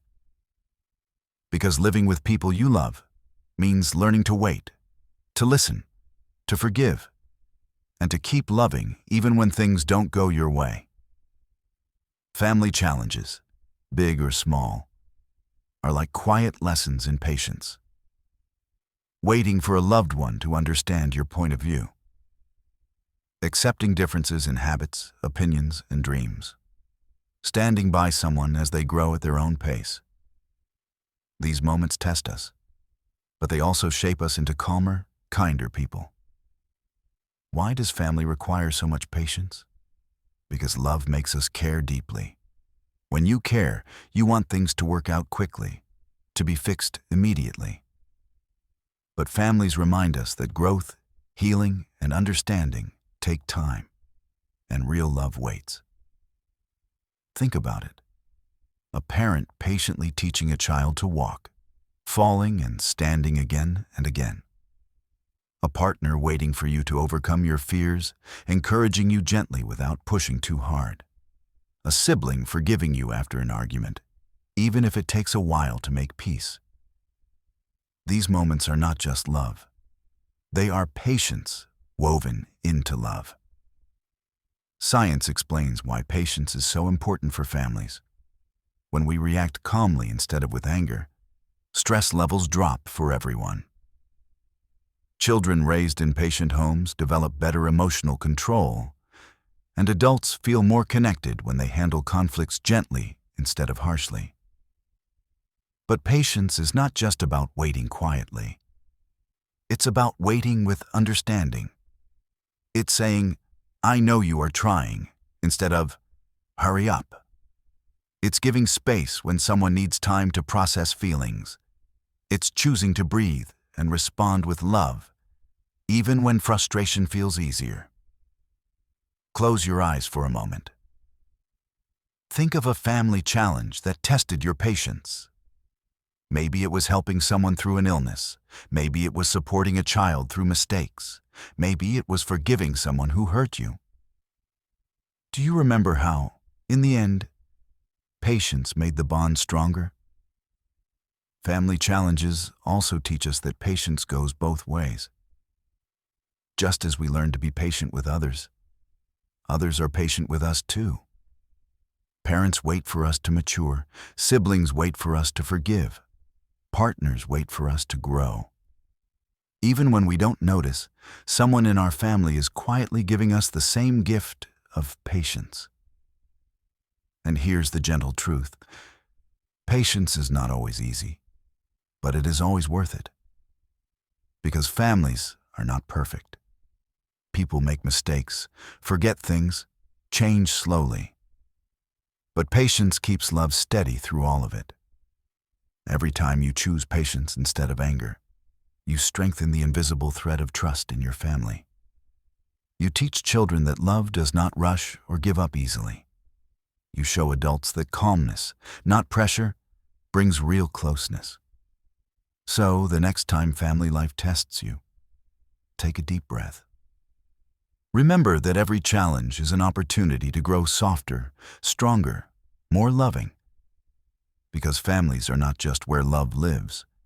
They are where patience blooms, quietly teaching us to hold on to love, even when it takes time. Now, let's move on to the next chapter. What a happy family truly means in the end. What does a happy family truly mean? Is it a family without arguments? A family with perfect routines, smiling photos, and no worries? Number A. Happy family is not perfect. It is real. It is a place where love keeps returning, no matter how many times life tests it. Happiness in a family is not about always agreeing, never making mistakes, or living without struggles.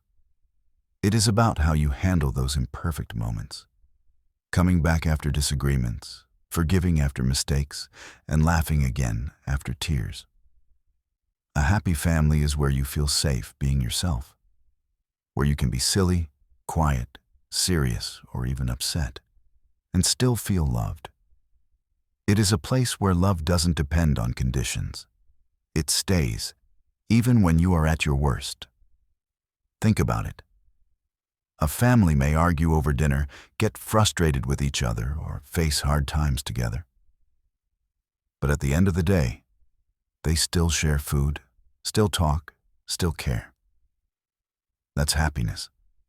Not a life without storms, but a life where you always have people to stand with you when storms come. Science even supports this gentle truth.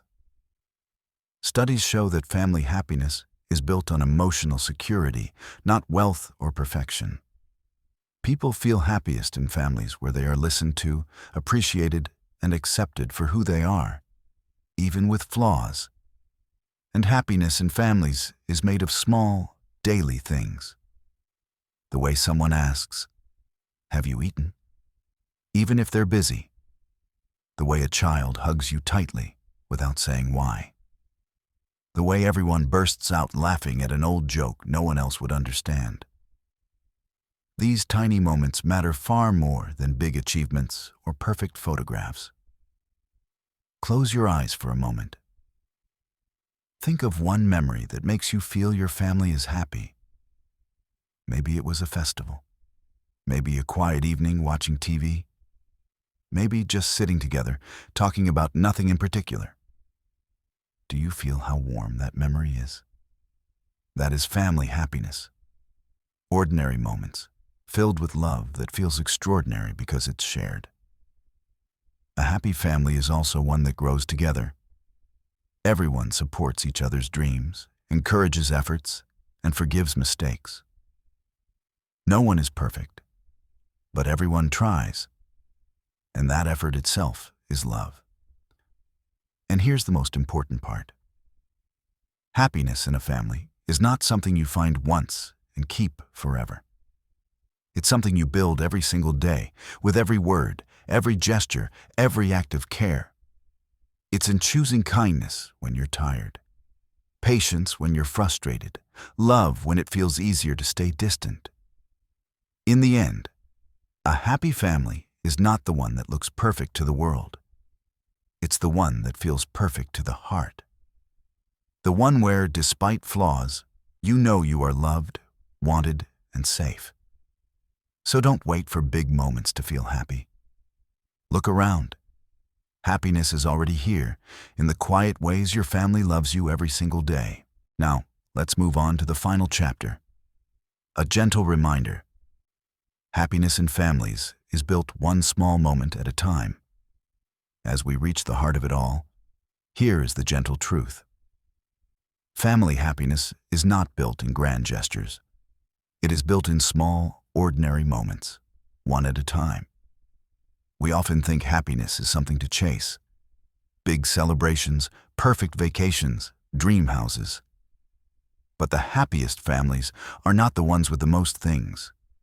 They are the ones who notice the little things and nurture them daily.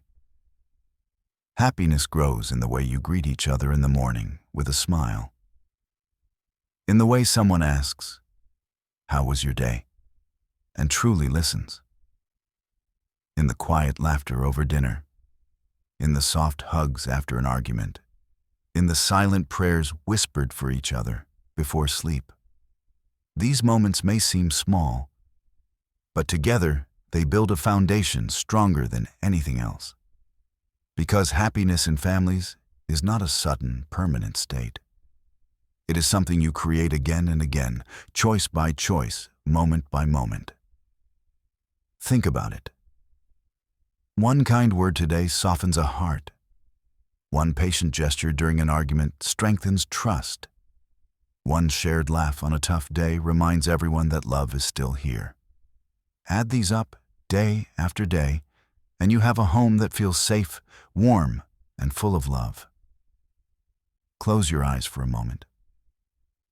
Think of 5 small family moments from your life that made you smile. A shared cup of tea, a child running to hug you after work, a partner tucking a blanket over you when you fell asleep, a sibling cracking a silly joke when you were sad. Do you feel how those memories, though simple, feel priceless now? That is the secret of family happiness. It hides in the moments we often overlook. And here's something soft to remember. You don't have to be perfect to make your family happy. You don't need to have all the answers or solve every problem. You just need to keep showing up with love again and again. A little patience today, a little laughter tomorrow, a little forgiveness when things go wrong. Because happiness in families is like weaving a blanket. Every small act of care, every kind word, every shared smile is a single thread. Alone, they may seem insignificant, but woven together over years, they create a warmth that wraps around everyone. So, take a deep breath and look around you. Notice the little things, the way someone leaves food for you, the way a child laughs freely, the way a parent still worries quietly about you, even if you're grown. These are love. These are happiness. And as you close your eyes tonight, let this thought stay with you. A happy family is not something you find someday. It is something you build gently, one small, loving moment at a time. Because in the end, love is not in perfection, it is in presence. And happiness is not in big events, it is in the little, everyday reminders that you are loved and that you love back.